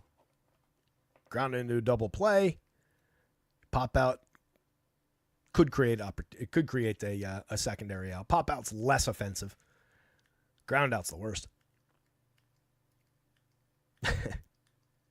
So, Blue Jays bats against Mackenzie Gore. I do think you could draw some Blue Jays. They are over a 4+ implied total, so Mackenzie Gore not getting full respect maybe in Vegas just yet. Bo Bichette, Vladdy Guerrero, Anthony Santander, George Springer. The 4-man up at the top is, as we've talked about, kind of the key for this Blue Jays lineup right now. If they continue getting production from Andres Jimenez a few spots further down, it lengthens this lineup quite a bit. But they're not that deep a team. This is a top-heavy squad. George Springer really has to perform. He's gotten off to a very hot start in 21 plate appearances, but he was down last season, as was Bo Bichette. Bichette's off to a good start with the bat as well. Vladdy and Santander, I don't worry about at all. Those two power bats will absolutely be there. But 4, 1, 6, 5 in this lineup, definitely got to get a little bit of production out of them to get anything with the Blue Jays here. Otherwise, you're just dead in the water around the two power bats. But Bichette at 47, 3,000, those are very affordable prices. If that bat's back to life, we're in business at those prices. 306, 339, 475 2 years ago. 20 home runs. Creator runs 25% better than average. Just a problematic half a season last year, but a lost year. We see that from time to time. Santander switch hitting masher, power bat 9.28 in the home run model. Vladdy a little bit ahead of him at 9.80. Neither guy's hit one this season, but they hit 74 combined last year. I like the power to come back. Alejandro Kirk is a mix and match quality catcher, 40% hard hit type guy who does put good bat on ball, can draw a walk, low strikeout, high walk rate guy. So a catcher who can get involved. It's just he's not that appealing as like a one-off catcher. He's not the reason you go to the Blue Jays. But if you're already stacking this team and you want to stretch it from 4 to 5 or from 3 to 5, you definitely can include Alejandro Kirk and probably should. I think the question in that equation becomes, all right, if I'm building a 5-man on DK, I want those 3. It's already a little bit expensive. That's a $5,200 average. So I take Kirk at 32. That helps me get down to 47. And then my decision becomes between Springer in the outfield or Andres Jimenez, I think, at 42 or 43. And that's reasonable. You could go to one of these guys and cheapen it up even further. I don't love Miles Straw for anything DFS, but Ernie Clement and Davis Schneider can be productive. So either one of those guys is all right. But to the point, Springer or Jimenez, I probably take the similarly priced second baseman there. We're at 46 apiece. That's not ideal to get this lineup, but it's okay. And now we're filling short and second and catcher. We've got one outfielder and one first baseman. So I can draw high-end bats in my 3-man stack. Just positionally. Right, I'll have third base and 2 outfielders. So you can get big bats in each of those spots, depending on what you're doing at pitching. So there are ways that you can put this together, and I wanted to highlight that Jimenez versus Springer decision because I think that's like the key decision in which direction you go with this Blue Jays stack. On FanDuel, they're appropriately priced. Everybody's about the same, and that's essentially the same decision, but you only get 4 bites at the apple on FanDuel, and you don't need the catcher anyway. Schneider can drive the ball a little bit, did hit 13 home runs, but 191, 282, 343 is the problem. Ernie Clement hit 12 home runs and stole 12 bases, 263, 284, 408. The hit tool was a little bit better. Nothing else was all that much standout comparing back and forth. Both guys fill multiple positions for cheap prices on both sites, though. They're playable. Miles Straw is really just a semi-speedy guy who can put the ball in play. Didn't play in the show at all last year. 2 years ago, 238, 301, 297, stole 20 bags. There's not much to see there. Nats bats, Mackenzie Gore, Blue Jays bats. No thank you on Easton Lucas, but I get it if you want to throw the $4,000 Scully box.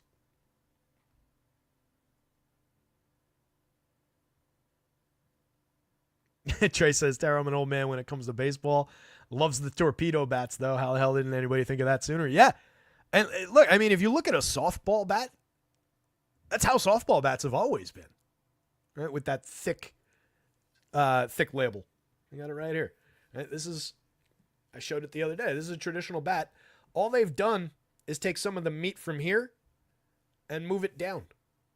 Right? So it's the same amount of wood in those bats. It's just moving down where the hardest part of the bat is to the part where the guy most commonly hits the ball. And yeah, to your point, how the hell didn't somebody come up with that a long, long time ago? But yeah, I think it's just a lot of hype. They have been around. Yeah, for sure. Guys have been getting them custom made. It's just that Yankees game really blew it up. And as I said, I was at that game.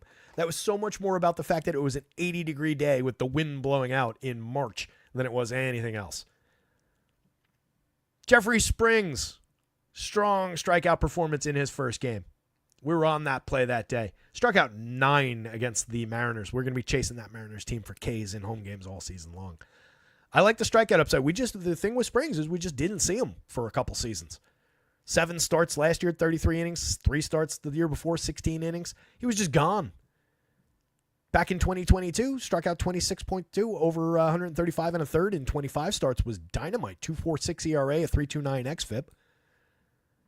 That's the kind of guy that's the kind of pitcher we're flirting with here. He's very differently priced. 91 on the FanDuel slate. This is the other FanDuel slate. 75 on DraftKings is a bargain, but he's going up against the tough Cubs team. There are a few strikeout options here. You can definitely get Ian Happ. You can definitely get Seiya. You can definitely get Dansby. You can get Pete Crow Armstrong down the lineup. But there are also guys who are excellent at avoiding the Ks. A couple of them are some key bats. Kyle Tucker, for one. Draws a ton of walks. Doesn't strike out. Oh, Blue Jays lineup came in. Tyler Heineman in at catcher. So take Kirk off the board. That shortens that lineup. Andres Jimenez moved to 4.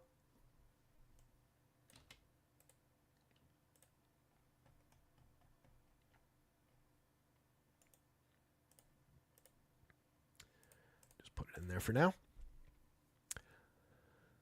And my thing with the Cubs, for one, we've been just kind of chasing this team early, and I think we're going to keep doing it through most of the year because I love what Kyle Tucker does for this squad. I love their ability to get on base. You can see all the good walk rates, all the strong on base percentages that they put up last season, if I pull it over here.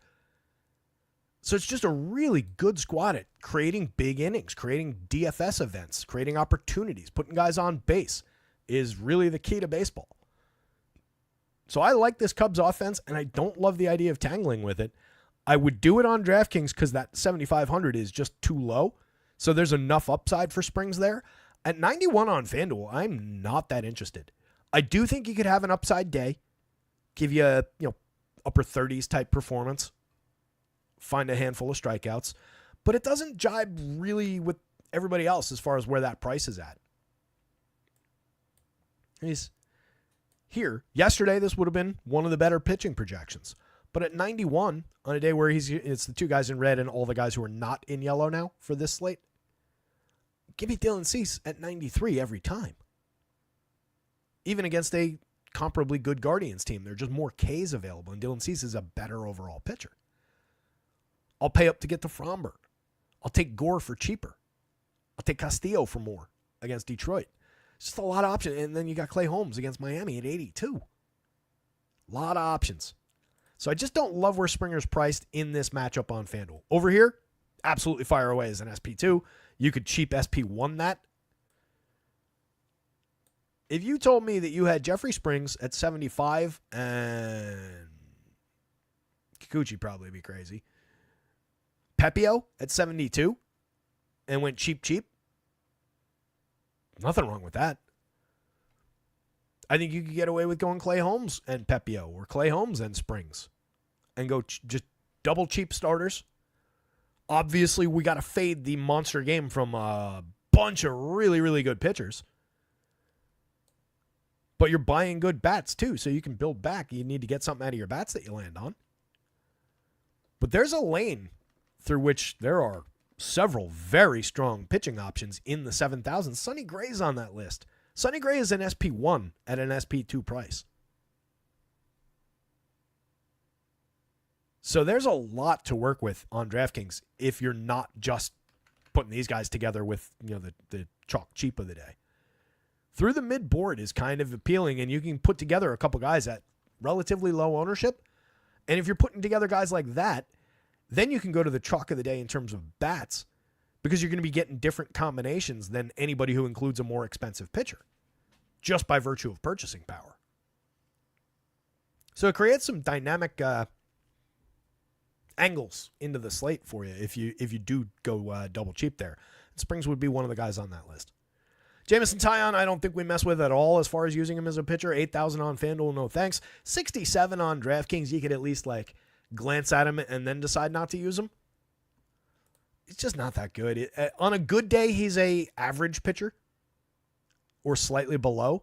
And then there's a lot of bad days. 4 1/3 in his first start, 6 earned runs, 1 strikeout, gave up 2 home runs. That was to the Diamondbacks. Very good team. We're not writing him off because of that. But we know who this pitcher is. 3.27 ERA, a 4.15 xFIP, 18.5% strikeouts, 4.9% walks. He's perfectly serviceable in a real-life sense, but there's no DFS appeal here. Going up against the A's with 3 guys in this projected lineup over the 10 mark. Tyler Soderstrom just under the magic number for home run upside.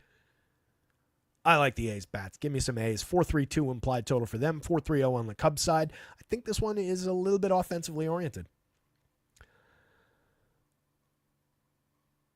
From the middle bottom of the Cubs lineup, to bounce back to that side, these guys I kind of breeze through. If Turner's in the lineup, you can mix and match your way to some Justin Turner shares. He's fine. He's affordable, but I don't love that option, and I don't love him hitting cleanup.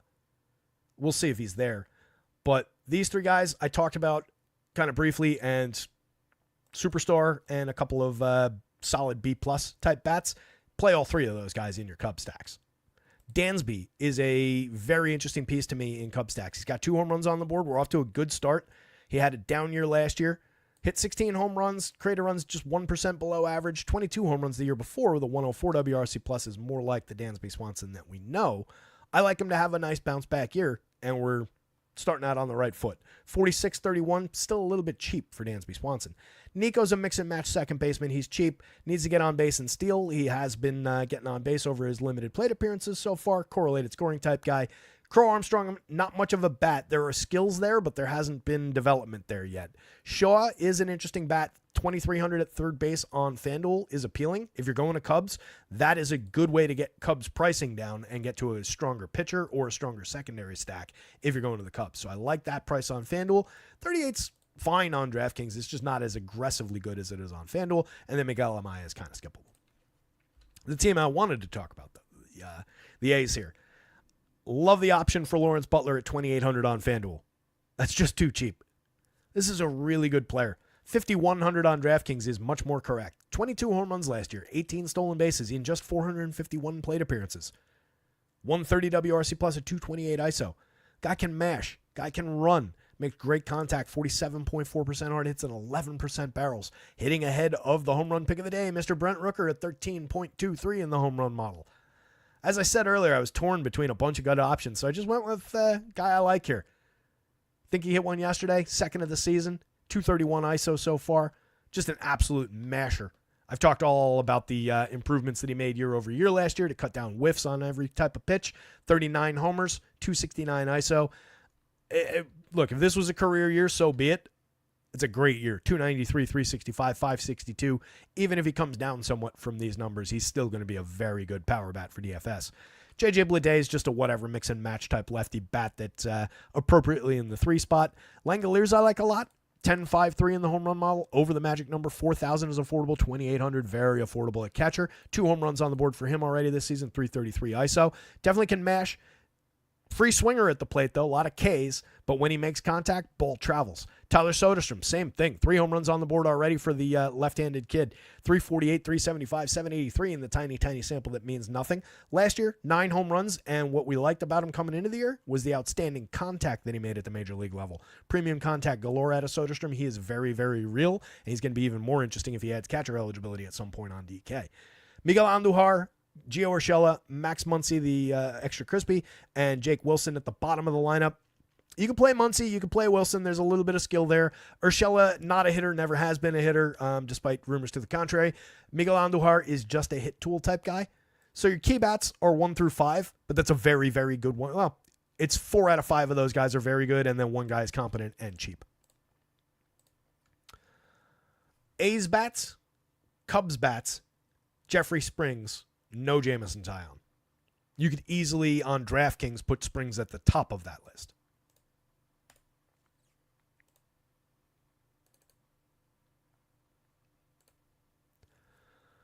Power says Roth just updated the LA versus St. Louis has a high likelihood of delay and some sort of and a postponement possible. That was basically the read from earlier, but I appreciate the update, Power. Yeah, that one looks like at best we're gonna push to like a 4:00 start or something like that and play it then. We'll see. As asked and answered on the do you play that kind of a game? It's just about your risk tolerance.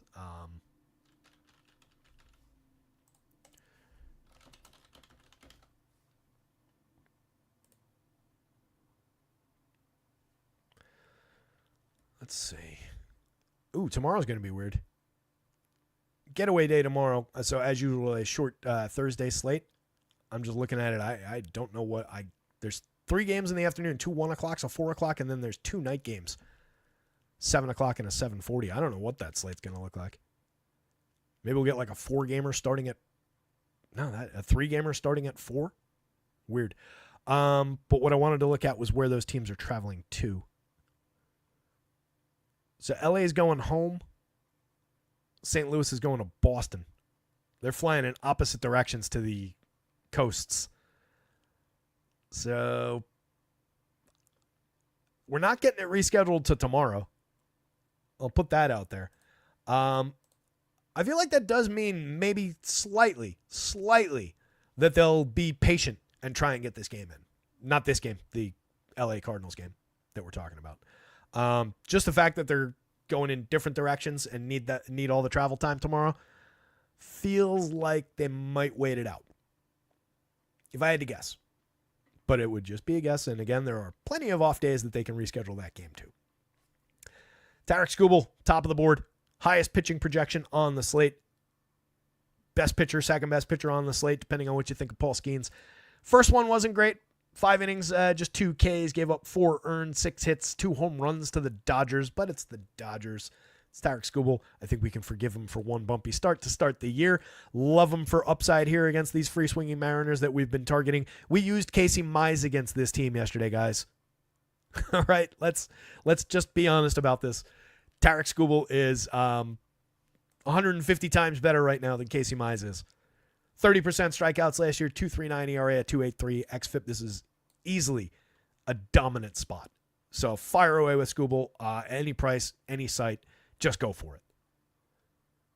Popularity, I'm sure, will be there, but not nearly as popular as he would be if he was 500 cheaper or something like that and more comparable to the rest of the board. Hopefully with a big, deep pitching slate with a lot of really affordable appeal, maybe we get him a little bit lighter owned in this matchup than he ought to be. Just in like the raw sense, taking price out of the equation. Luis Castillo, plenty of upside for him. He's going up against the Tigers lineup that has just as many strikeouts in it as the Mariners lineup does, if not more. On the average for these projected lineups, it's more. Castillo in his debut for the season, 4 strikeouts, gave up 3 hits, 2 earned, gave up a homer. That was against the Athletics. Another one you can kind of forgive. First starts I'm never going to get bogged down on. Any individual start I'm never going to get bogged down on. 3.64 ERA with a 3.82 xFIP last season was very effective, but probably signs of the start of the decline. He's like 32 now. 24.3% K, 6.5% strikeout rate. Still very effective strikeout to walk. Still induced plenty of swinging strikes at 11.8%. But we lost a little bit in the overall strikeout rate. We lost a little bit of depth and start. Well, he started 3 fewer, I guess. Stuff plus down at 101, still slightly above average. The home runs are always going to be there against him. If you make contact, if you manage to square him up, you can put the ball out of the ballpark. That's why we're getting reasonable home run numbers on the Kerry Carpenters of the world, the Riley Green, Spencer Torkelsons of the world. But this one's pitching all day. You can see the run totals. 339 Tigers, 320 Mariners. Pitcher-friendly park. Love the upside for either one of these arms, and there's a strong price difference. So pick your poison. I think you're fine either way, but I do great. My poison is Scooble. Let's put it that way. You can kind of maybe possibly get to some contrarian Tigers. I don't love doing it at that run total against a really good pitcher in a pitcher's park. But if you wanted to 3-man Carpenter Green Torkelson or Carpenter Green Colt Keith and go all lefties or something like that, it's okay. Those players on an individual sense do have upside. They do have home run pop. We've got 2 on the board for Green. Torkelson hit 1 already. Carpenter hasn't, but he's probably the best power bat out of that group. But everything else around them kind of lacks appeal against a good pitcher. Jake Rogers is just going to strike out 4 times. Javi Baez probably do the same thing, although Javi's hit the ball a little bit already this season. 3 hits in his 9 plate appearances. Trey Sweeney's just like a mix and match up and comer at shortstop. Zach McKinstry's never been much of anything, just a mix and match player. So 1 through 5, I think, is where you want to make your scene if you're playing Tigers at all, but it's not a good day for Tigers. Justin Henry finally landed on the DraftKings slate, 2,500. He's fine. He can get involved. He had an okay 8 home runs and 230 plate appearances last year. Just in a 89 WRC plus, though. I actually remembered that being a little bit better. A couple of good DFS games in there that must be creating that memory for me. Tigers are cheap, if nothing else, but not that much appeal. Same thing on the Mariners side. Do you really want to throw these Mariners up against Scooble? I don't. There's a little bit of power showing, but it's on the obvious guys. Julio Rodriguez, Cal Raleigh. Every single person who plays any Mariners today will have those 2 bats in their lineup. So you're just riding along in the car with those people. And odds are Scooble's going to dominate this team. Getting different for difference sake has its place, but as stated, do it with a good team, lower strikeout team, not against the best pitcher in baseball in a pitcher's park. If you go there, though, these 3 guys are your keys, and then I would just bolt on Victor Robles because I like that bat. But you could go Mitch Garver for a cheap catcher with a little bit of power in his bat. You could go Jorge Polanco for a cheap infielder with a minor amount of power in the bat still, and then thins out around Solano, Dylan Moore, and J.P. Crawford. Scooble, Castillo, and then neither side for bats really, but Tigers over Mariners if we had to do it. Hit that like button. Hit the subscribe. 11:51. We have a reminder. 12:40 start on FanDuel. All confirmed lineups are in. All confirmed lineups are updated on the website. Second FanDuel slate doesn't start till 3:07. In between, we have the 1:10 start for the DraftKings slate. The 1 o'clock lineups are all up to date on the site. Looks like everything. I think, everything through the 2 o'clock game is up to date. I will get as quickly as possible the rest of those lineups updated as soon as we're done with this. But let's talk Giants, Astros. Let's talk ground balls. You can see the impact that these 2 pitchers are having in the home run model. I saw that and I was like, oop, probably got to get in the back end projections and tweak something with Landon Roop here. Nope. Turns out that Landon Roop just creates worm burners. Made the team out of camp. Kind of surprised that they went with him over Hayden Birdsong in the rotation. Birdsong into the pen. But Roop has got talent. And most notably, the ability to severely limit home runs. I don't like homer per 9 as a stat. I prefer percentage. But doing it in a per 9 sense, because that's what I've got access to on graphs here. Across the minor leagues last year, that's relatively small sample. 8 starts, just 26 and a third, but it was a 0.3 something home run per 9, and then similar in 50 and a third in 23 games and 4 starts in the show last year. It was a 0.36 home run per 9. In his largest sample in the minors in 2022, over 107 and a third innings across multiple levels of minor league ball, a half a home run per 9. Ground ball rates in the mid-50s, 60% range. I don't necessarily think he's going to have a great day. I don't necessarily think he's going to keep the Astros from sequencing and creating runs and scoring and doing their thing. They're drawing nearly a 4.5 run total for a reason.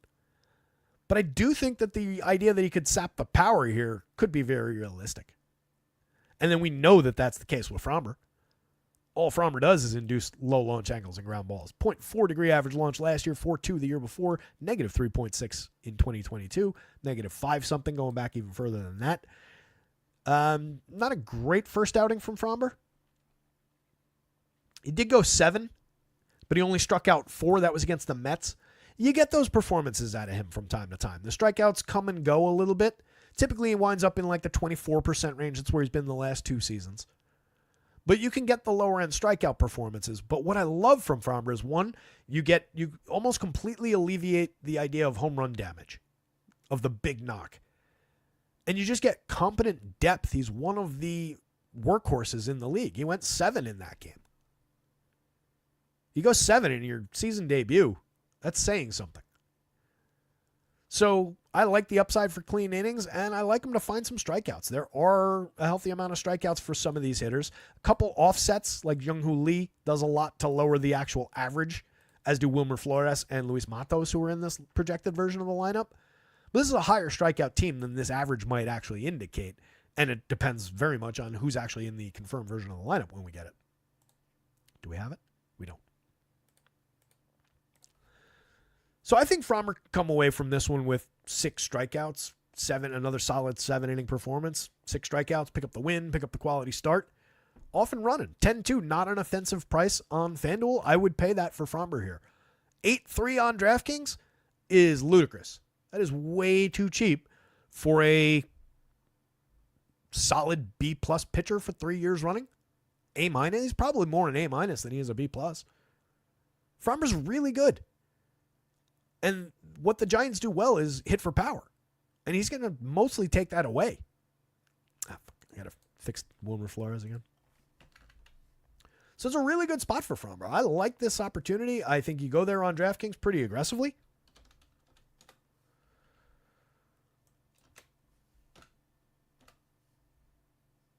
FanDuel, for reasons, feels the need to list the Wilmer Flores relief pitcher.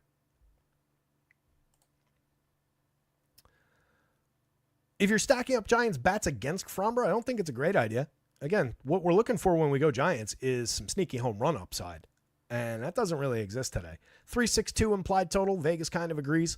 5.15 for Matt Chapman, 5.44 for Adames, and then Elliot Ramos at 5.39 are your leading home run opportunities here. But those are half of what those guys would normally be drawing. Ramos has 3 on the board already. Kid's good. A lot of pop in that bat, a lot of barrels, a lot of hard hits. Willy Adames, coming off a career year last year, hasn't gotten out of the gate all that strong, but it'll come around in a hurry. Definitely power upside there at the very least for Willy Adames. But again, tough spot for it. Jung-Hoo Lee is the interesting hitter in this one. A guy who's just contact oriented, so might dunk 4 singles into the outfield and create some opportunities for this team. But that's kind of just all he does. So if Matt Chapman's not going to come up with the big home run ball after he's up, it matters less. Wilmer's cheap, 31-26. He's got 3 home runs already this season, a little bit sneaky. We know there's moderate pop there, and he's affordable, but he's also Wilmer Flores. Let's not get too excited.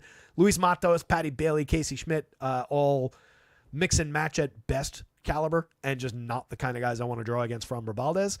And then Tyler Fitz is kind of interesting, given the skill set, the stat-filling ability. So maybe as a wraparound play with multi-position for a fair price from the bottom, you bring him back up, put him ahead of Elliot Ramos, Willy Adames, and like Jung-Hoo Lee.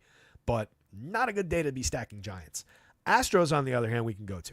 Jose Altuve got his first home run on the board yesterday, off to another strong start. Remains a superstar second baseman, top 3 second baseman in all of baseball. But you can see home runs kind of sapped here. So we're looking for sequencing. Altuve is that guy. Excellent on-base skills, can still steal you a bag. Great correlated scoring ability.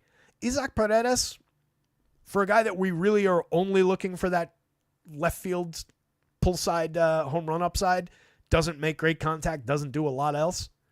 Not the right day. I think I skip Paredes pretty hard here in not every Astros stack, but if I'm building 10 Astros stacks, most days he'd probably be in 3.5 to 4.5 of them.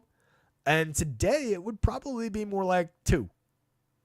I really don't think it's a great day for him because of the ability to, potentially anyway, take away the home runs for Landon Root. Christian Walker, I don't sweat that as much with. I would play Christian Walker. Jordan Alvarez, if anybody's going to hit a home run here, it's him. I don't sweat it really at all, but the model is taking it away. 3.50. That is not a Jordan Alvarez kind of home run mark. Hasn't done anything yet this season, but we'll talk at the end of the year about what those final numbers look like. It's going to be MVP caliber. Yiner Diaz is really interesting. Excellent hit tool. Phil's catcher for only 4,100. Sign me up for some Yiner Diaz in my Astro stacks on DraftKings. Love that. I think you can play him as a first baseman or alongside Christian Walker on FanDuel. He is that good. He's got power in that bat. We didn't see as much of it last year as we did the year before in a half a season. But if it all comes together between the hit tool and the power upside, it's going to be a great catcher bat. Jeremy Pena, Cam Smith, Mauricio Dubon, Jake Myers, all mix and match quality. Your top options are 1 through 6 here. I would include Pena in the more playable side of the equation, but he's just fine. He's an average option at short. And short's a spot where if I can get a star, I'd like to have one. 15 homers, 20 steals last year. This goes Fromber, Astros bats. I'm not disinterested in Landon Root for 6,800 and a discount on DraftKings, but it's probably not the best spot. 64 on FanDuel. I don't know that we're getting to our quality start.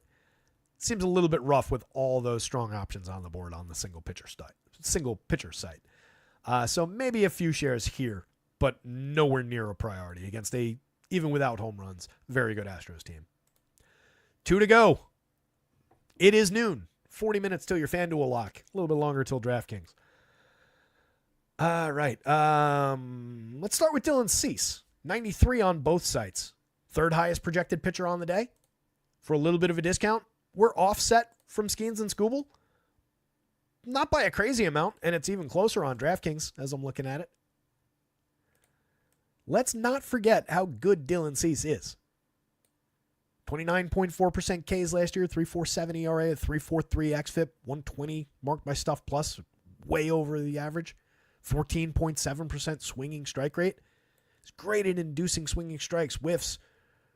27.3% strikeouts with a 13.6 swinging strike rate last year, 30.4% with a 15% swinging strike rate in 2022. Going up against a Guardian squad that I will not stop talking about how many strikeouts there are in this lineup now, because it's completely opposite of what they used to be. So I think we can draw some heavy shares of Dylan Cease against a fairly free swinging Guardians team. You got to get it, obviously, through Steven Kwan and Jose Ramirez. You're not likely to strike those guys out. And Carlos Santana is not the best strikeout target. Everybody else, Cease should be out there just mowing down. I like that upside for Dylan Cease. First start, 4 1/3, gave up 3 earned on 4 hits, gave up a homer, 7 strikeouts though. Not bad. That was against the Braves. That was pretty much in the pocket of where we were looking for him. 3.32 implied total for the Guardians also kind of helps support the case there, I think. On the other side, I definitely want to take some Padres bats going up against Ben Lively, replacement level type pitcher. Last season, 18.7% strikeouts, 3.81 ERA, but a 4.57 xFIP underneath it. Problematic for premium contact and power. Stuff Plus is one of the worst marks I've ever seen at 67.1. My God. That's like a batting practice rating. Fernando Tatis, I think that's the highest mark in our home run model overall. Yep. I'll just make sure, but yep, that's going to be 15.9. I was tempted to go Fernando, but I didn't know what ownership was going to look like at 4 a.m. when I was doing this, so I didn't want to get too chalky with it. I ended up going Rooker. I was tempted to go Manny Machado at his 12.36. Somebody mentioned in the chat, Jackson Merrill just signed a, I think, 7-year, $150-something million extension. Good for him. Love that. Kid deserves every penny of it. Was awesome last year as a rookie. And I like these teams locking up these players early and getting paydays and just buying out the arb years, and people don't have to worry about it. So good for him. He's got a home run on the board already, 400, 435, 600 start to his season. Love him in the cleanup spot. Anywhere from 2 through 5, I think, is perfectly playable for him, even 6. But you've got a deep enough lineup. Gavin Sheets is on the board with a home run. He's been driving the ball effectively, 357 ISO over his 15 plate appearances that don't actually mean anything. It's really just the bottom 2 spots. Martin Maldonado, every now and again, will hit you a home run, but he's just a cheap scully box as a catcher. Jason Hayward, kind of the same thing in the outfield. Every now and then, he can turn on one, hit you a home run. 41.3% hard hits last year. Year before, 8% barrels, 37.3% hard hits. But 1 through 7 is downright interesting on this team, and they're not that expensive. 53-51, sure. But you get a nice offset on price with Luis Arraez right there. $3,700 for multi-time batting title winner.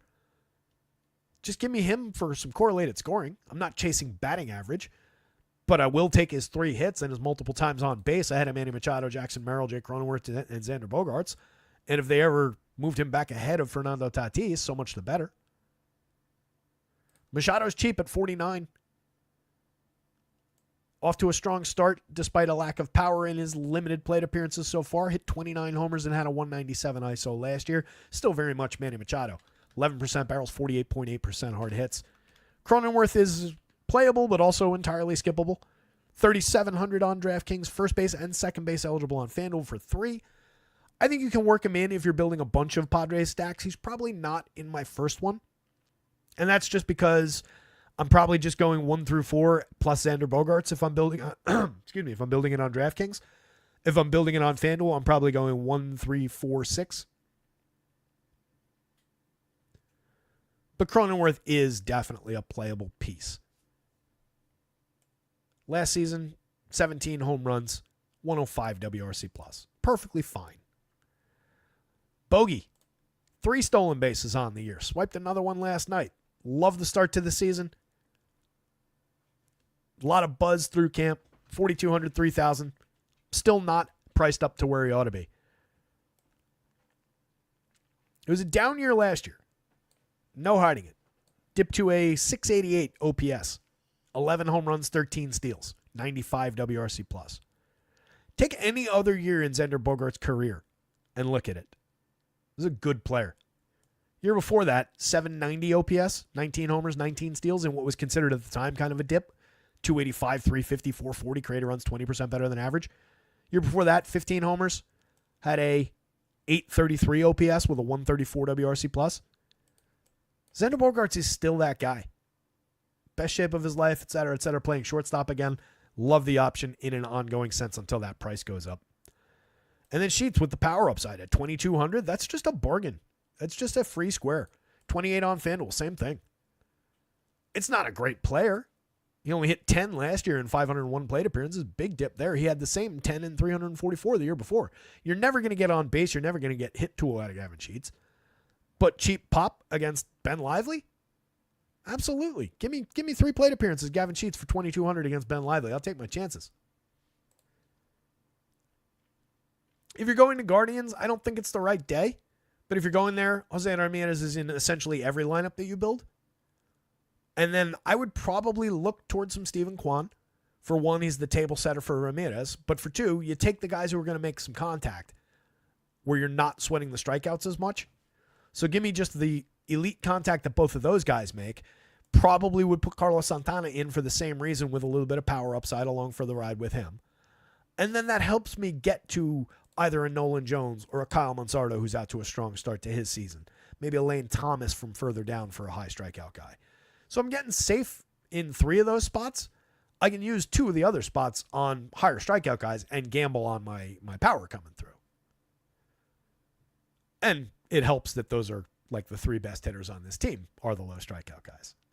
Manzardo's really appealing at 41. 2 home runs on the board, 294, 400, 824. Very strong start for him. Going to end up in the 20-ish home run range. You know, most projection systems have him right around there if he sees 500 plate appearances. You could argue for a little bit more. 22 to 25 wouldn't be completely wild, but that would be a strong season from him. But the kid's got that kind of skill set, that kind of profile, and he's still cheap on DraftKings. Nolan Jones, great year 2 years ago, bad year last year. Truth's probably somewhere in the middle, but went 20-20 and just 424 plate appearances in 23. Part of that was at Coors Field, but part of it wasn't. Lane Thomas at 3,900, 2,800. Very cheap for him. Off to a weak start over 18 plate appearances. Had a down year in terms of the average of the on base last season. Still created runs just 1% below average, 15 homers, 32 steals, and was very good the year before that. 28 home runs, 20 steals, 268, 315, 468 with a 201 ISO. Created runs 9% better than average. So that's a good player at a fair price if you're going to Guardians. It's just they're going up against Dylan Cease, and we're probably not going there at a 3.32 implied total. Bo Naylor, Gabriel Arias, Brian Rocchio, two heavy strikeout guys, either of which could hit you a random home run, but probably won't. Probably will strike out 6 times between those two hitters. And then Brian Rocchio is just a infielder, defensive guy. Dylan Cease way up here. Padres bats close to him. And then no Ben Lively and very limited appeal from the Guardians bats. And then the chalk offense of the day. The New York Mets going up against Connor Gillespie. 4 guys over the magic number for home run upside. I almost made Mark Vientos the home run pick of the day as well today. He was another one of the guys I was torn between. But I figured this team would get really chalky. So I didn't go that route. But very appealing option. Definitely going to roster some Mets today. Francisco Lindor, Juan Soto, 2 super duper stars off the top of the lineup. Soto out there just doing Juan Soto things, 455 on base over his first 22 plate appearances as a Met, 178 WRC plus. Those numbers will just grow as the season goes on. Pete Alonso, love the home run upside. 12.8 leads the team in the home run model. He's got 1 on the board this season. He's one of the most prodigious power hitters in baseball over the last few seasons. I don't think we just don't overthink it, right? It's Pete Alonso. Yeah, he struggled to find a job and ended up coming back to the Mets and blah, blah, blah. None of that matters. We just focus on the ridiculous power that he can provide. Gillespie in his first start faced 24 hitters over 5 innings, gave up 3 earned to the Pirates, struck out 4, but also walked 4. This is not a good pitcher. Just 8 innings in the show in 2024. Didn't work in the show the year before. I read his minor league stat. Let me get him up on the board here. He's a 27-year-old, 27 and change, so a little bit behind the curve development-wise, and peaked at a 25% strikeout rate with a 10% walk in AAA last year. Pitching in AAA as a 26-year-old, worked to a 4.05 ERA and a 5.16 xFIP while allowing a 1.75 home run per 9. That was 14 home runs in 115 innings. 22 home runs in 113 innings. The year before, at Double-A, as a 26-year-old, was 14 home runs in 115 and 2/3. Dude is homer prone. Dude is not good. Doesn't strike out enough hitters at the major league level. Mets bats, Mets bats, Mets bats. Fire away. Tons of premium contact here. Great on base skills. Up and down the lineup. You're going to get a couple of these guys underowned.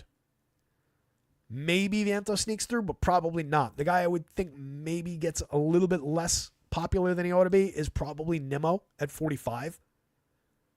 Nimmo's got 2 home runs on the board, a 316 ISO in his tiny, tiny sample so far this year. He hit 22 and stole 15 bases in kind of a down season last year. Year before, he hit 24.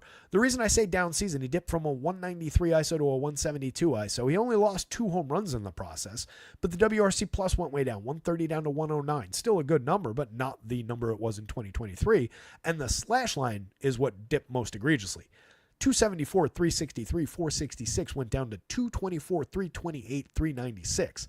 That is a very different hitter year over year. He was competent last year, but he wasn't nearly the Brandon Nimmo that we knew from previous seasons. I suspect we're probably going back to the 2023 version, 2 years ago version, or closer to that. But I have questions. But there's still very good contact. Within the struggle, still 9% barrels, 47.1% hard hits. No real changes there. No real changes here. So there's a lot of good still in there. I suspect maybe he becomes one of the lower owned out of the top end of the Mets lineup. Everybody's going to those 3. Vientos is no secret. If it's Jesse Winker at 28 who becomes less popular, so be it. I'll take that option. Jesse Winker is good. Really need a sip of coffee, but it's empty. Winker hit 14 home runs and swiped 14 bags in 508 plate appearances last year. He created runs 18% better than average. Lost season in 23, 14 home runs back in 22 in kind of a down year, and then it was, I guess, 2021 where he had a good year. So we're going back in time a little bit, but last year he was very effective in a mostly full season, 3/4 of a season. It's a good lefty stick for 2,800 across sites against a bad right-handed pitcher who gives up home runs. 516 honestly might be a little bit low in the home run model for what the true probability of it is. Luis Torrens, Brett Beatty, Jose Siri at the bottom of the lineup. These two very playable options. 2,900 at second base, not a bad price for Brett Beatty and his ability to drive the ball from the left side. 43.4%, 7.6% in terms of hard hits and barrels 2 years ago. Dipped last year in his 171 plate appearances. Just kind of got lost his job when Mark Vientos caught fire. Had a little bit of rumor to be maybe traded in the offseason, but on the team right now, easily playable. Jose Siri's got a little bit of power, a little bit of speed. Definitely playable in the outfield, but I prefer all of their other outfielders before him. And then Luis Torrens is more of a defensively oriented catcher, but he is out to a okay start with a home run on the board. Only hit 3 in all of last season over 127 plate appearances. As a cheap bat just to work him in because you're stacking this team, that's fine on DraftKings. I would not go very aggressively on him on FanDuel. If you're building like 20 Met stacks on FanDuel, a couple few shares is fine, but you don't want him in more than, say, 5. And that would probably be aggressive. And then to round things out, Clay Holmes. Disappointing in his first start after a dynamite spring. Struck out 4, but also walked 4. Struggled with command a little bit over 4 2/3. It's a little forgivable, though. If you remember, we didn't use him that day, or I said not to use him because he was facing Houston. They only scored 2. They scored 3, 2 earned, 5 hits over the 4 2/3. He faced 23 hitters. I love him for a big uptick in performance here. He's only 7,000 on DraftKings. They are asleep at the switch in a matchup against the Marlins. Great spot for Clay Holmes. Fire away for value. Love that. Probably going to be fairly popular. 82 on FanDuel on that slate. I think he was the cheapest upside option on that FanDuel board. Again, the 2 guys in red and all the guys not colored in yellow are the slate I'm talking about. It's the second slate on FanDuel. I think he's the most effective value option at 82 there. I like that's the other slate, sorry. I like Mackenzie Gore at 86, but much tougher matchup and a higher price. I want to get to those guys on that slate, but they're significantly higher priced. So if you're looking for a discount on either site, Clay Holmes is your guy. I don't think I'm breaking any news there. I suspect he's getting talked up everywhere. Maybe I'm wrong. If I am, so much the better. Take him even if he's popular. It's a great spot. Xavier Edwards is the most appealing thing from the Marlins lineup. Good hit tool, excellent speed. Hasn't displayed much of it so far this year, but it's only 26 plate appearances. Kyle Stowers can give you a little bit of pop. He did have a very good 10.9% barrel, 51.3% hard hit last season, but there are a ton of strikeouts. I suspect Clay Holmes is going to whiff Kyle Stowers, or induce a few whiffs along the way and strike Kyle Stowers out a few times. 2 different things. Otto Lopez, Matt Mervis, Griff Conine, Jonah Bride. This is a creative player team. Conine's maybe got a little bit to offer in the long term as he develops, 2,600, 2,400.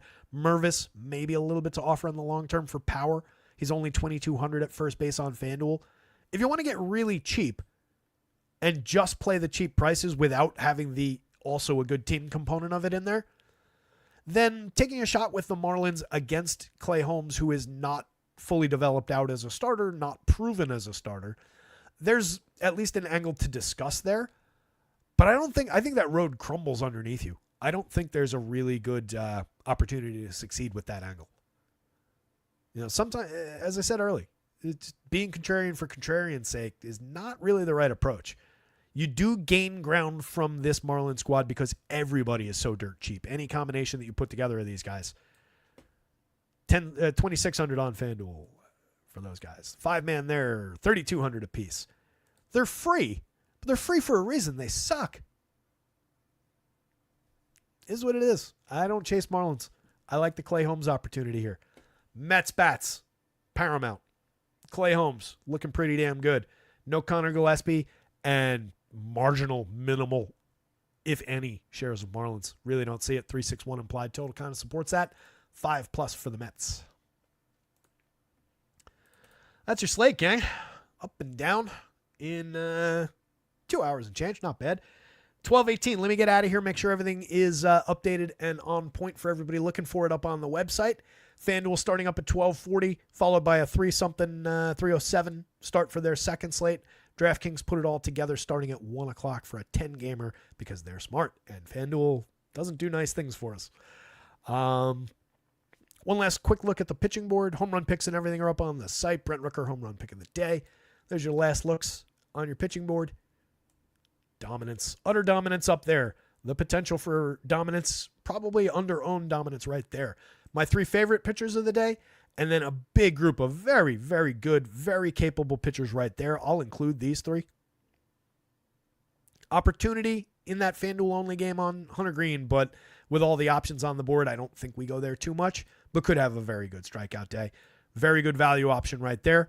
Not a bad value option, a strong value option on DraftKings for Jeffrey Springs as well. Where I don't like tangling with Springs is on the FanDuel side at 91 going up against the Cubs lineup that I respect, but I will take shots at the Cubs for the DraftKings price. Tyon is basically a no. Jack Leiter in that ballpark, don't love it on FanDuel only. I do think maybe 1 or 2 shares of Landon Roop, just looking for 5 and change clean innings for cheap. That's like your free square guy, I think. And you just need him to induce those ground balls and work clean innings. You don't really get strikeouts out of that equation. But I think I like that better a little bit than like Sean Burke against the Twins, than Easton Lucas, certainly even at 4,000 against the Nats. Definitely better than Ben Lively or Connor Gillespie. So that's at least moderately interesting. But I don't think we chase at that level because we got so much to work with right here. Or didn't mean to include Tyon right there. So I think your value game today is probably just in the 7s. And as I said, especially if you get just okay performances out of those guys, combining a couple $7,000 pitchers or an $8,000 and a $7,000 pitcher on DraftKings is a very quick, very efficient way to get yourself different in that lineup while getting 2 excellent bats. I think that's in play today, given the depth of this slate and some of the talent that they priced in that range. So putting Sonny Gray and Ryan Pepiot together, putting Mackenzie Gore and Clay Holmes together, I think there's options there. I really, really do. And I like Yusei Kikuchi for some strikeouts. Could get dinged. That one is you gotta have some risk tolerance there between the weather and the pitcher. XX Cubs asking if you have to pick a good pitcher from the early slate to pick on, it's Hunter Green, right? As far as like taking bats against.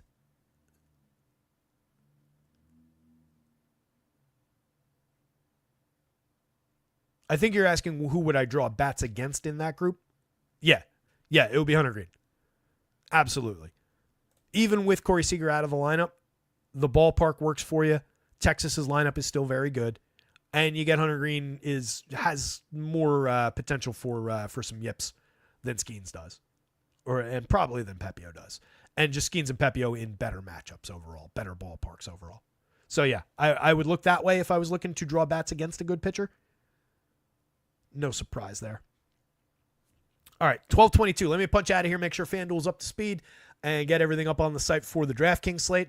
If you're going to play the 4-game slate, the evening slate, the FanDuel decided to make their main slate but not actually put any good prize pools on. Weird decision. I will put projections up for that. There's not going to be a show. It'll probably be projections only. I don't think I'm going to do the picks on the board and everything, but you'll at least get projections for that. So check that out. NBA, NHL projections up on the site later on. You guys absolutely rock out there. Hit the like button on your way out the door. Subscribe to the channel on your way out the door. Check out rotoscouts.com where you can get access to all these projections, the home run picks, the home run model itself, top stacks, top values, et cetera, of the day for baseball, plus NBA projections through the end of the regular season and the playoffs, plus NHL projections through the end of the regular season and the playoffs, including all line combinations and power play units. Much value as I can put into $1 or under $1 a day. Check it out at rotoscouts.com. acemine.io for sim and optimization. Promo code rotoscouts all in caps. 20% off your first month over there. Thank you guys. Good luck out there this afternoon. Somebody go win something. Share a screenshot when you do. Screenshots every day. I'm loving it. Makes me feel good. So send those in when you guys go win something. And we'll see you tomorrow for more. Later, guys.